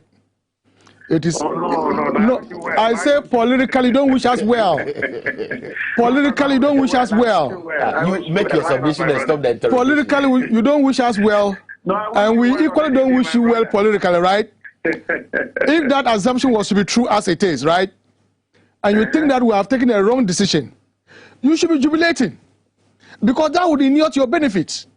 If you think that it is wrong, if your analogy is that there was everything correct and right about you suspending your national chairman, your national vice chairman, and your general secretary some few months to the general elections, and you were able to win that election, right? And you think that there's everything wrong with us dismissing Koko Anyidoho, that would obviously inure to your benefit if you think that it is a wrong decision. So why are you not excited about it? In any case, whether you are taking on board Koko Anyidoho or not, the fact of the matter today is that he is no more a member of the NDC. You can deal with him as Koko Anyidoho. Our party has a constitution. We will work with our party's constitution.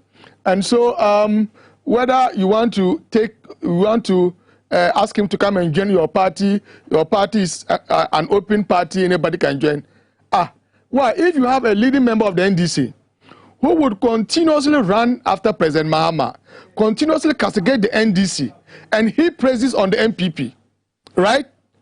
Why do you think we should continue to maintain such a character in our party, not just as a member, but a leading member? On what basis? So, Yapreko, your brief response, then I'll ask you something about Ejura before you leave. A brief response to this concern raised.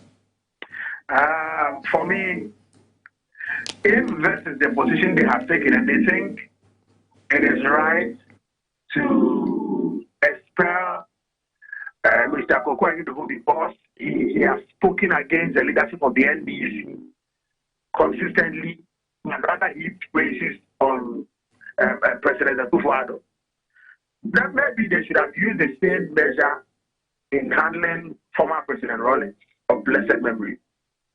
Because when, at the time when he was criticizing the NDC, when he was speaking against the ills meted out to him and his wife by the NDC, at the time he was expressing his displeasure against the NDC, he was praising Akufo-Addo.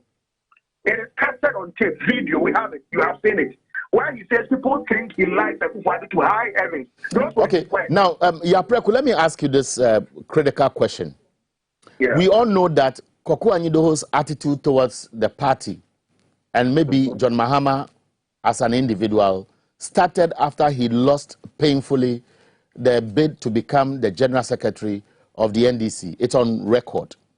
Now, if Koko Anyidoho, from that time, 2 years to the general elections, or let's say 1 year to the general elections, if Koko Anyidoho was in MPP and all the things we know publicly he has done against the party and the NDC, especially in 2020 and after the 2020 general elections, when the party was fighting over the results and he was making mockery of them. If it had happened under Akufo-Addo within the same time space, would he, as the president today, then perhaps if he was in opposition as a candidate, have contained Koko Anyidoho with the party for almost 2 years before his dismissal? Or they would have kept him in? But I don't know why we are making this about President Akufo-Addo in the first place. I am asking because you suggested in your submission that perhaps it is because anybody who criticizes John Mahama is being hounded in the NDC.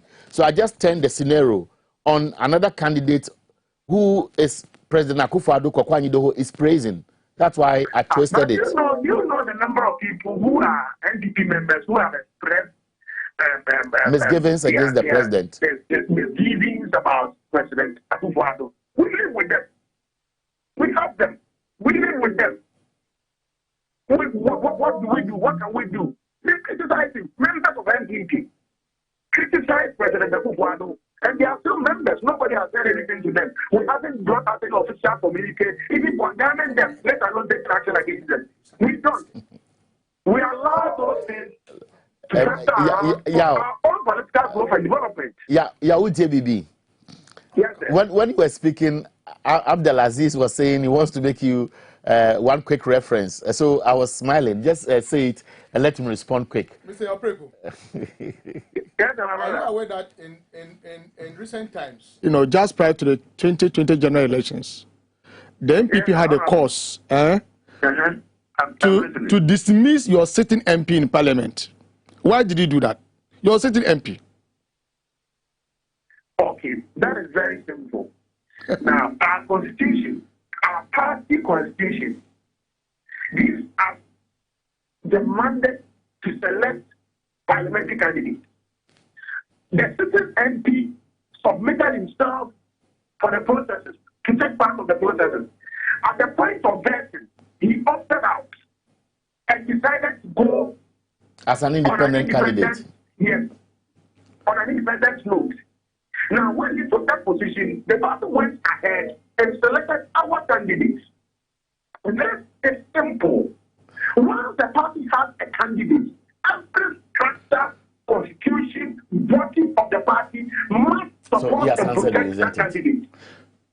We cannot have two people standing in our name in the same constituency. So in as much as we didn't have a problem with him going independent, we couldn't support him, or we couldn't let him hold himself out as our candidate. Mr. Yapreku, so we have to. Mr. Yapreku, you have made reference to your party's constitution.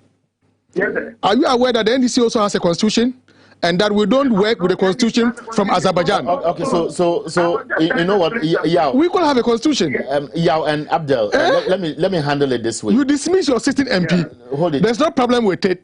We dismiss an ordinary member of the party. I get the and you have a problem with it. I get the direction you are heading to, but yeah, I think the position you have made on this is very clear. You think that the NDC could have retained Kwaku Anyido to be an internal critique of whatever the party is doing. Uncle Nyawutabaku. He is around.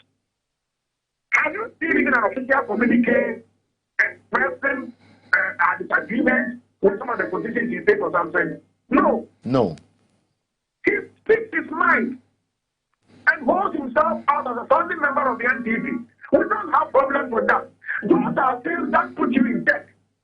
So what he's saying, if there is something you can take out of what he's saying, take it and apply it to your proceedings, to your work, and ensure that you are doing the right thing. Because if there are not such people who put you in check, you may surround yourself with only praise singers who may not be able to tell you when you are doing something wrong. But they may lead you into a ditch. Now, yeah, before you go, the Ejura Committee report is out. We don't have the full report, but snippets are giving us some direction that the MCE is supposed to be sacked.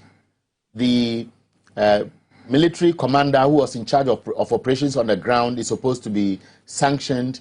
The police commander in charge of the district is supposed to be transferred.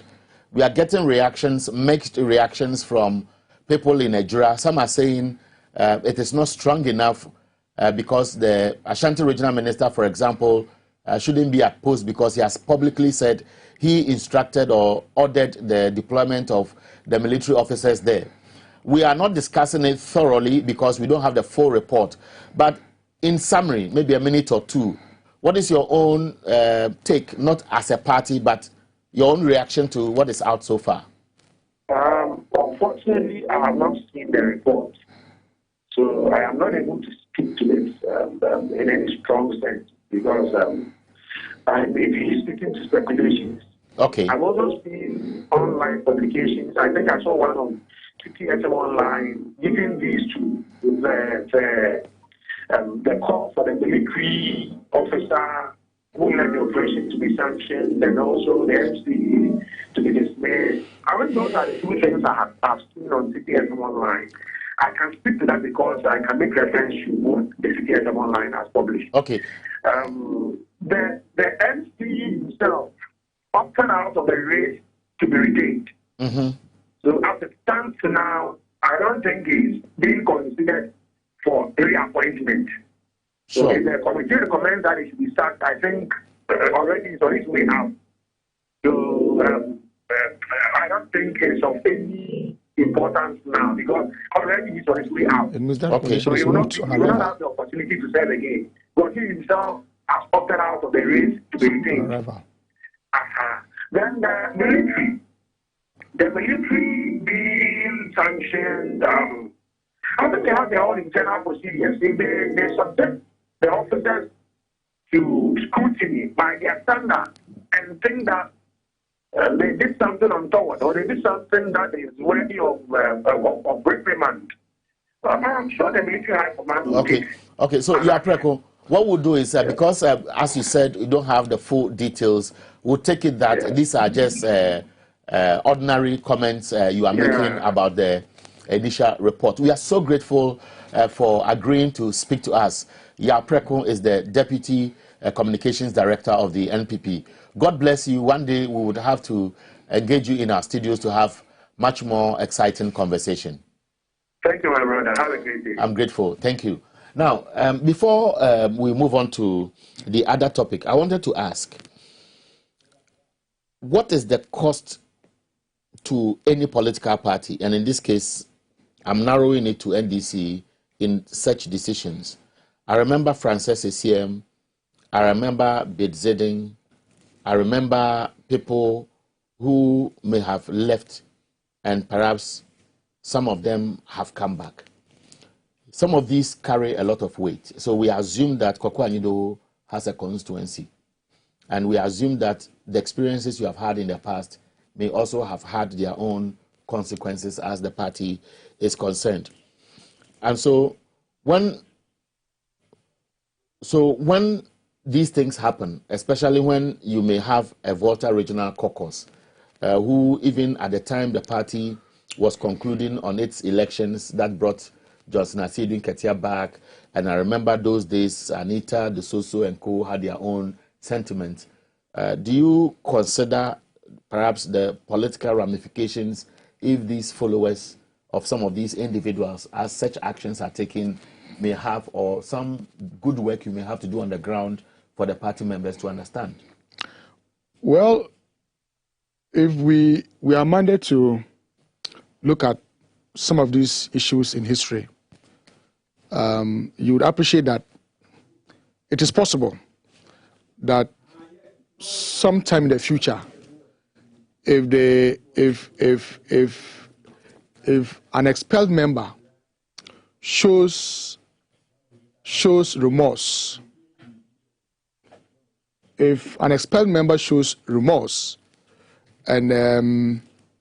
and applies to rejoin the party, and the party has any cause to believe that yes, he has truly shown remorse and that he would be of good behavior, it is possible the party would admit such. Now let's move on to another topic. Let me just land on this one. It is possible that the party would admit such a person individuals back to the party. Remorse. Today, Mr. Bidzeding is a member of parliament on the ticket of the NDC. Dr. Obeda Samoa, who is still alive, is a leading member of the NDC today. You know, Alan Chimantin once left the NPP itself and applied to rejoin the party. He is today coming to run for their flag bearership. And so, I mean, the future has a lot of options, provided you demonstrate some remorse and apply to rejoin the party. And the party believes that, yes, they are convinced that you will be of good character. It is possible the party would admit you. But as we speak today, he's been expelled from the party.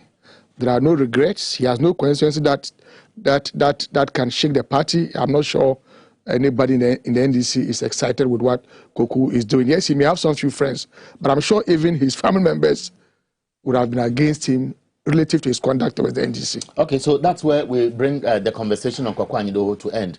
I remember before the 2020 elections, some NDC members were spreading rumors that there are party members within who had a certain agenda 2024 to undermine then candidate John Dramani Mahama, hide under the umbrella of the founding member of the party to cause disaffection and to prosecute the agenda.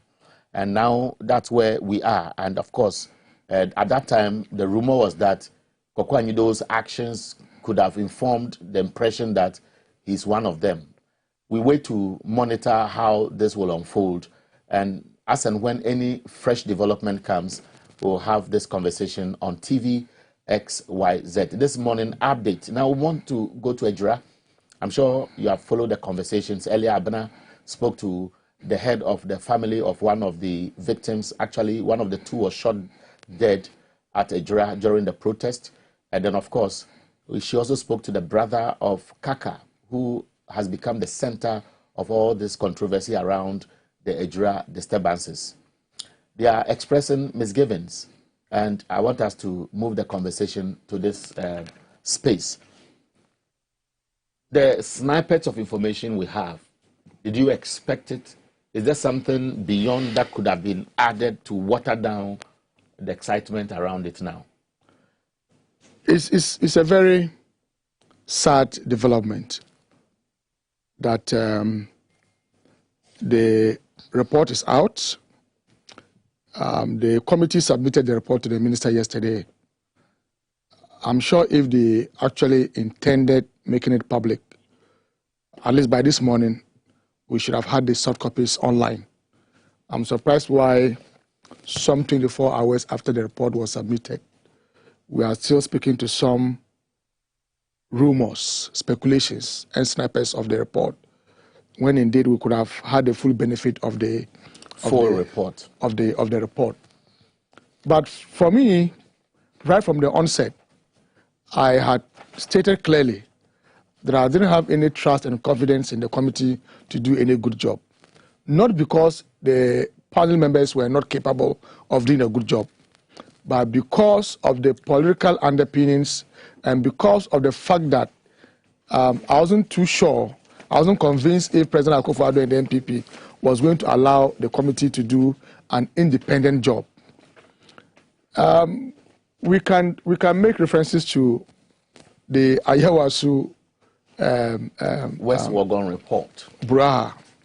I mean, this was a commission chaired by an eminent Ghanaian, Mr. Emil Short. What has become of the report? This was a commission that did a fantastic job, made recommendations to the president. The president rejected some of the recommendations and accepted some of them. Yes, the president under the constitution can vary, can accept in part the recommendations of the committee. But it was very worrying to see him reject some very serious recommendations. For instance, the portion of the report that talked about the sanctioning of the gentleman who assaulted Mr. Sam George.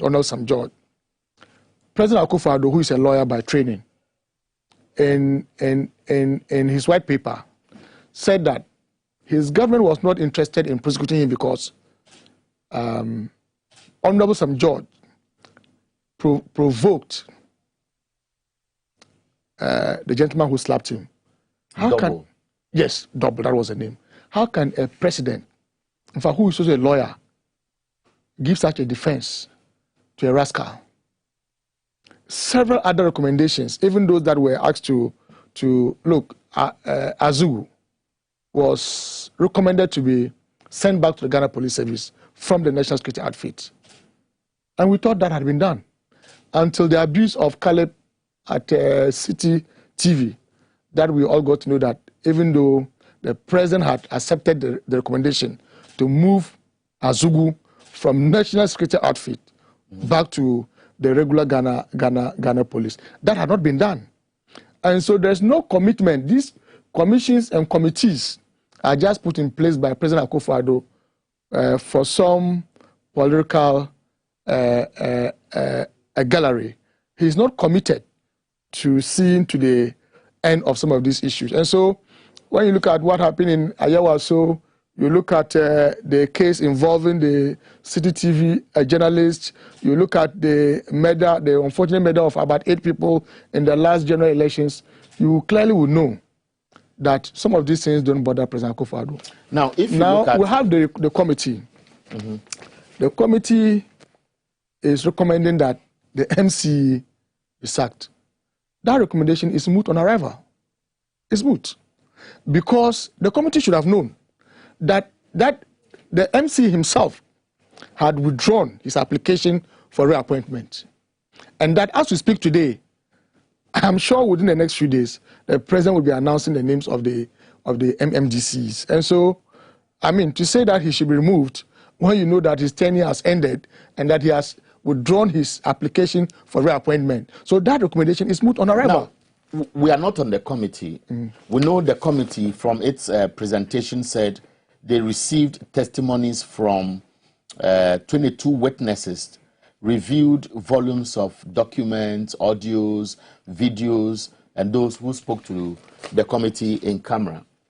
But for you as a member of parliament who must have former member of parliament for Myong, who must have sat on committees before, not necessarily for such investigations, and because of your background, did you have any expectation beyond what we have been told now, i.e., what was likely to come out of the committee's findings based on the live proceedings you all watched, or we all watched on television? Like I said earlier, my expectation was not necessarily based on my experience as a former member of parliament and having sat on committees. My expectation was based on how I have seen Akufo-Addo conduct himself and the government for the past 4.5 years. And so when I look at the plethora of committees and commissions and the way he has made announcements of their recommendations, I didn't have confidence in this committee doing a proper job. Like I said, not because the members of the committee didn't have the expertise to do a good job, but because government was not going to allow them the free hand to do a good job. And that even if they did a good job, the government was not going to follow through their recommendations. And like I just said, the committee should have known that the MCE has withdrawn his application for reappointment. So to say that he should be removed from office, when you know that he is virtually in his last days of service, for me, it's moot on arrival. The reason why I was asking a question based on experience, perhaps your background and what you would expect is that three things have happened. There was a preamble to all this issue. Somebody was an activist. He was assaulted. There were rumors that the person assaulted, the person was assaulted by aid to the MCE. And then the person eventually dies. There is a protest. No, they killed him. So there's death. I don't want to let me just put it this way for the purpose of the conversation. Let's make progress. He was beaten and he died. So there was a reaction. People are coming from the cemetery. Police, military deployment takes place. People shoot.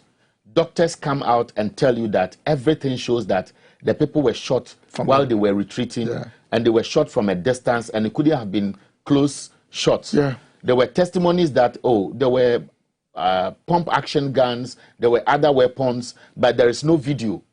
And the committee is not saying that Soldier A or Soldier B or these people is guilty, prosecute them. It is not saying that, so they were specific. It has been silent on compensation and what kind of compensation. So obviously, all these will be expectations people would want to hear as the snippet that the committee will put out. Is it a recipe for renewed agitations, even though we know Ejura is peaceful now? Very possible. But you see, a lot of people have also raised questions about the Ashanti regional minister, who has admitted to the deployment of exactly the military personnel to Ejura. This is one person that everybody expected that would have been sanctioned, but that is not the case. And like I said, the political undertones, the political machinations. It is also worrying that, like you indicated, that the report is very silent on compensations to affected families. You know, some of them were breadwinners; they took care of their families, and so the question that arises is, what happens to their kids, their wives? And so it is very sad that the report is well, like you. But you see, we all admitted we are yet to see the full report. But there's a so it is possible. There. 2 people have been killed. If out of negligence, and I take the word negligence out of the recommendations and the people who are supposed to be indicted as we speak, the MCE west of it, Yampamano, the military commander who led operations there, sanction him or transfer him. Police commander, transfer him. At a point, the police commander in charge of Ejura, Setre Dumasi, was saying that he didn't even need the additional reinforcement coming in by way of deployment of military personnel. So the West is transfer him. The other military commander sanction him. What specific sanction not clearly spelled out for what we know now, the DC massacre mehu. So do you see the committee's work as mere cosmetics just to make it look like, oh, we are taking an action to water down tension and move on, because there's in there that they should build community centers from the Zongo Development Fund as part of the recommendation? How does this relate to a community center? Now, let me just give you one background. And the Jura police station must be expanded and the police force increased. It's part of the recommendation. Let me just give you one other background. After the assault on Caleb, the CCTV journalist, the military officer who was part of that abuse was asked to be sanctioned by the military, by the Ghana Armed Forces, only for him to be promoted to be the commanding officer of the 64 Infantry Battalion. And so some of these past events takes away the confidence that we have in the system. We would wait to see the full report, but from what we are hearing so far, it is uninspiring. It doesn't build confidence. It will not be able to assuage the pain of the affected families and the people of Ejura. We cannot ensure lasting peace when we do these cosmetic approaches to some of these very serious issues. And so let's wait and see what happens. But like I said earlier, I don't have an iota of confidence in the entire process. We have seen a lot of investigations, either by a commission or a committee, and we have seen how those, in fact, people who are the center of these abuses are even promoted. The last time the Minister for Interior appeared before Parliament to answer a parliamentary question on the happenings at the national security, in fact, he was unable to tell a Parliament where Azugu was. In fact, he admitted that, yes, Azugu has been taken away from the national security outfit back to Ghana Police Service.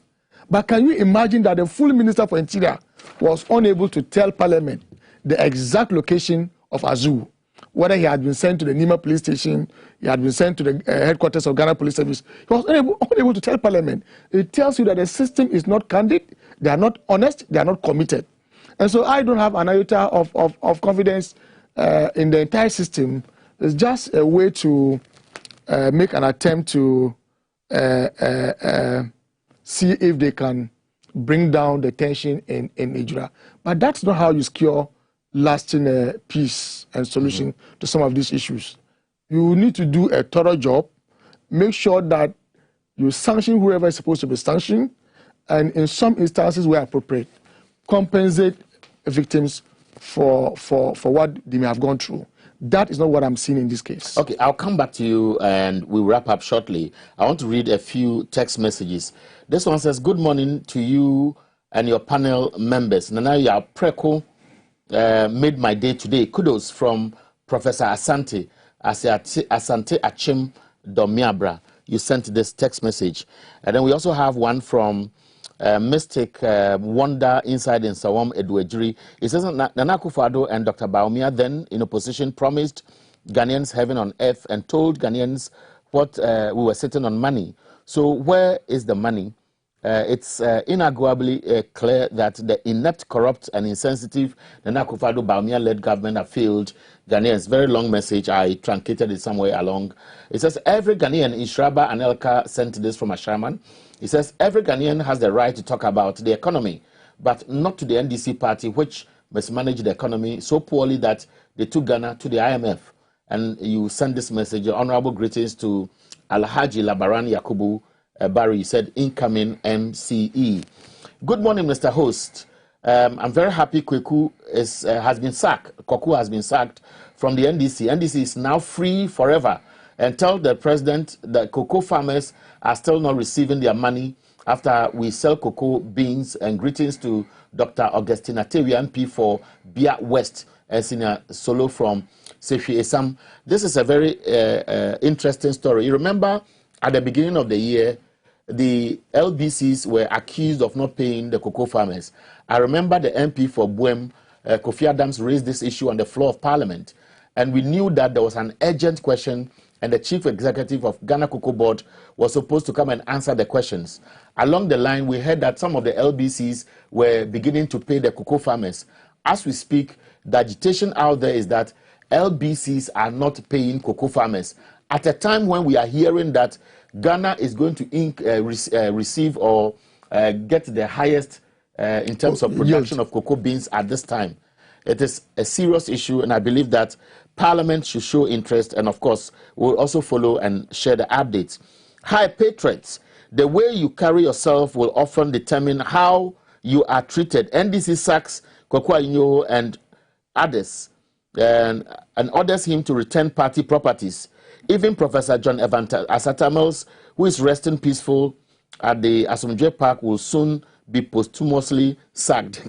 That's an interesting text message. Professor Raymond Atuguba was not the executive secretary of the president at the time of the President Mills, and it was under John Mahama, who was president when Professor Atuguba was executive secretary. I think that's information you are passing to a conversation, I'm sure, somewhere. Eric, good morning. Kwaku's dismissal is long overdue. One thing you should remember is that he's not the only NDC member in this country, yet during Atamel's time, he benefited from the party. So for him to turn around and try to draw the party backwards is not the best. Sabik Agona Kwenyako, Central Region, sent this text message. I'll come to you briefly, Abdel. Sam Boache Samankasi says, the NDC minority press conference on the economy is full of despondency, rhetoric, inconsistent, and it's baseless. And it's a long text message. And you say Fred Opare Ansah and Paul Amenin, the next chairman of the NDC, MPP in the Eastern region. Good morning. He said, you are grateful and you want us to keep the work going. And thank you for the compliments. From Dr. Abedi Kwadaso, Policini Edrono Aka, that's what he said. I'm very sad NDC has sacked Samuel Kokwanyidoho for anti-party behavior. It's very sad the way former President John Mahama has decided to pay back the men who gave him the opportunity to become vice president and then later became the president. Volta Regional Minister should see the examples of Greater Accra Regional Minister, not just to sit down in office receiving gifts and guests and posting it on social media. He should form a task force to go around and see what is happening in our community. You didn't add your name. So many text messages. I'll be sharing other text messages you are sharing on our Facebook page. But let me come to you. We are wrapping up. You listen to a number of the text messages. Many of them have their own views. But I want us to move on to the growing labor agitations. We have concerned public servants who have set August 18 as a date for them to go on strike. Yesterday, the Senior Staff Association of our public universities and the Federation, which is also related to the senior staff of another category, are throwing in their weight. What they put out there is that there is a deliberate agenda by the Fair Wages and Salaries Commission, government, i.e. the ministries involved, and so on, to undermine the labor unions and deny them their rights, i.e. benefits. What do you see this moving to, especially when we have the universities, public sector workers, i.e. adding all government workers, and other related agitations with reference to harsh economic conditions? There is generally some unrest in the labor front in this country. I have seen or heard of a breakaway group from TUC, who have risen against the leadership of TUC. And when you listen to them, they have very legitimate concerns. And I would only urge them to press harder than they are doing now. You can't just imagine it that since we returned to the Fourth Republic, right from President Rawlings 1 and 2, President Kufuor 1 and 2, President Mills, President Mahama, this is the first time that government is giving a pay rise for public sector workers for just 4% for 2021 and 7% for 2022. In fact, right from the days of Honorable Haruna Idrisu at the Labour Ministry, and that was under President Mahama, they had always agreed with labor unions at the tripartite committee, at least in September of the previous year. So, for instance, in 2021, they would have agreed on the pay rise in September 2020. For the first time since that time up to now, we are agreeing on a pay rise somewhere in June of 2021. And the most bizarre thing is that pay rise for public sector workers is just 4%. Now, government would cite COVID for reasons why the economy is not doing well and why government is not able to mobilize enough revenue to be able to pay public sector workers and pay them what they are requiring to be paid.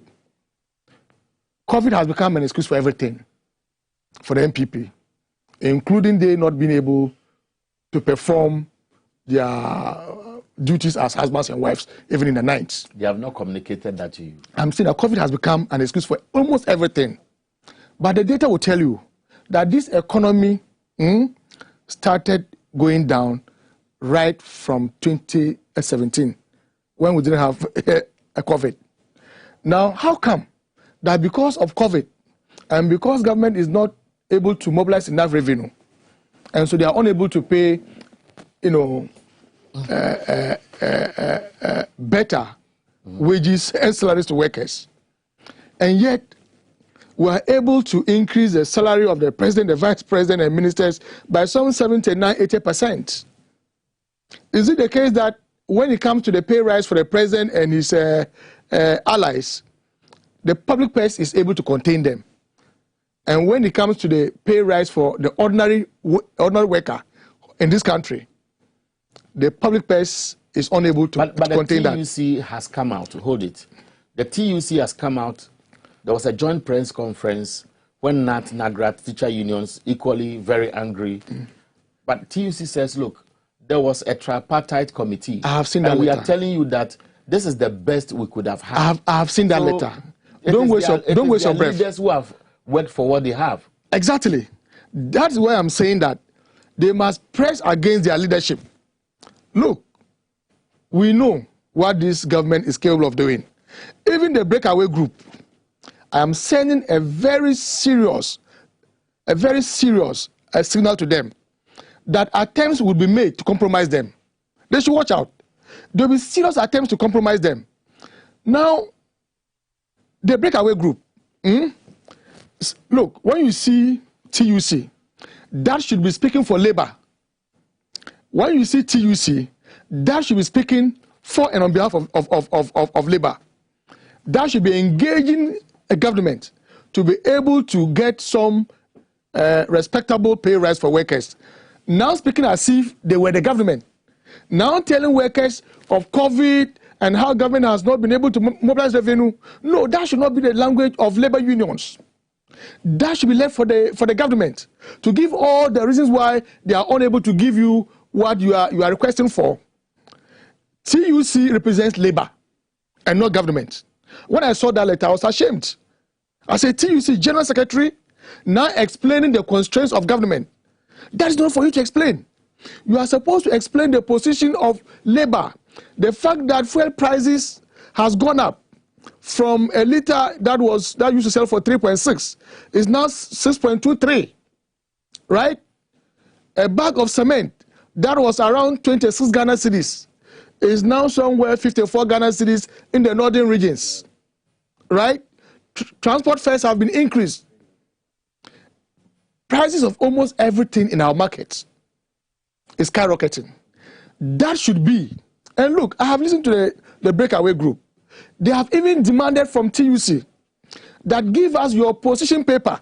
Because when we are going to a tripartite committee that consists of a government, Ghana Employees Association of Ghana, and NTUC, every party goes there with a position paper. So if you are claiming that you went there requesting for 15%, and what you got was 4%, they are asking you to bring your position paper to confirm that when you went there, you requested for 15%, and that you were able to advance good reasons why that should be granted. Well, what do you and that they are unable to do. What do you anticipate going forward? Think about it. Let me do some 6 more quick messages that have come in. This one says, thank you very much, TV XYZ. We are so grateful for this open conversation. We think that that's the best way to go. This one came from Idrisu from Nyankpala, sent this text message. It says, good morning. A drug case can only be solved by Allah. We are in a panic. No one has a constitutional right. No one has constitutional rights again. We are in a military government, but it is not. Idrisu sent this from Nyankpala. This one says, Koku sacked from the party tells me how serious the NDC party now is. Eja Dugan from Ejumako sent this text message. From Positive Change in Medina says, Akufo-Addo's presidency must be fumigated with corruption detergent because corruption under this government is legendary. I equal to hardworking MP for Medina, Honorable Francis Sosu. The recommendation by the... It says the recommendation by Vladimir Danso Committee to remove the Jura MC is one of the senseless recommendations I have heard in recent times. The tenure of all MMDCs has expired, so technically it's not there. So how do you recommend his dismissal? The Ashanti Regional Minister, and it goes on and go on, and Prekese Kwame from, it says Prekese Kwame Aristrocat from Kaswa Old Barrier sent this text message. My name is Akwesi from Kumasi. I just want to tell the MPP that they cannot come and tell us how to manage our home because we are believers in the supremacy of our constitution and no one is above the law irrespective of wherever the person is coming from. I believe it's in relation to Kwakwanyido. Abdul Basit Zongo Pioneer in Kumasi says, good morning. Honorable Lawyer Alhaji Ben Abdallah Banda, the coordinator of the Zongo Development Fund and Inner City Secretariat Office of the President, Honorable Ato Forson, is just pointing out lotto numbers and not debt. So he's saying that the MP's reaction to Ato Forson was that the figures were just lotto numbers. And then the last one I want to read. You can forgive them. I'm down below from Apilska. Says, I heard good news yesterday about Kwaku's dismissal. It goes on and on. And so let's wrap up. Also on the issue of the labor and then the 4% pay rise. Why, if the public purse can allow for some 79-80% pay rise for president, vice president, and ministers and deputy ministers, who virtually don't buy anything because everything is provided for them, and yet cannot do 10% even for public sector workers of Ghana. This is at a time that we say we cannot give a meaningful pay rise, and yet we can afford to pay allowances and salaries to the spouses of the president and vice president. If we say the public purse is tight, and so we cannot grant them any meaningful pay rise, and yet we are able to buy a dose of a vaccine at almost $20, when we know that in the world market it goes for $10. And so when it comes to the frivolous expenditure and issues where political appointees have interest in relation to corruption, where they can inflate the prices of items that they purchase on behalf of Ghanaians, then the money is available. Okay. When it's about the spices, the spouses of the president and the vice. I think you have made your point. So Abdel is the former MP for Myong. Today he was on the conversation with us, and then Yapreku is also Deputy Communications Director of the NPP, who also joined us to speak to two issues, which was Kwakwanyido's dismissal and the Ejura disturbances, but he didn't say much on that because he's not seen the full report. That's where we bring this conversation to an end. But there are two women I want to say a special belated happy birthday to. They are the Tego sisters, Kakra and Penyin. These are women I stayed with when I came to Accra. If you cross Accra, no, Omona ejeme omochire me krom.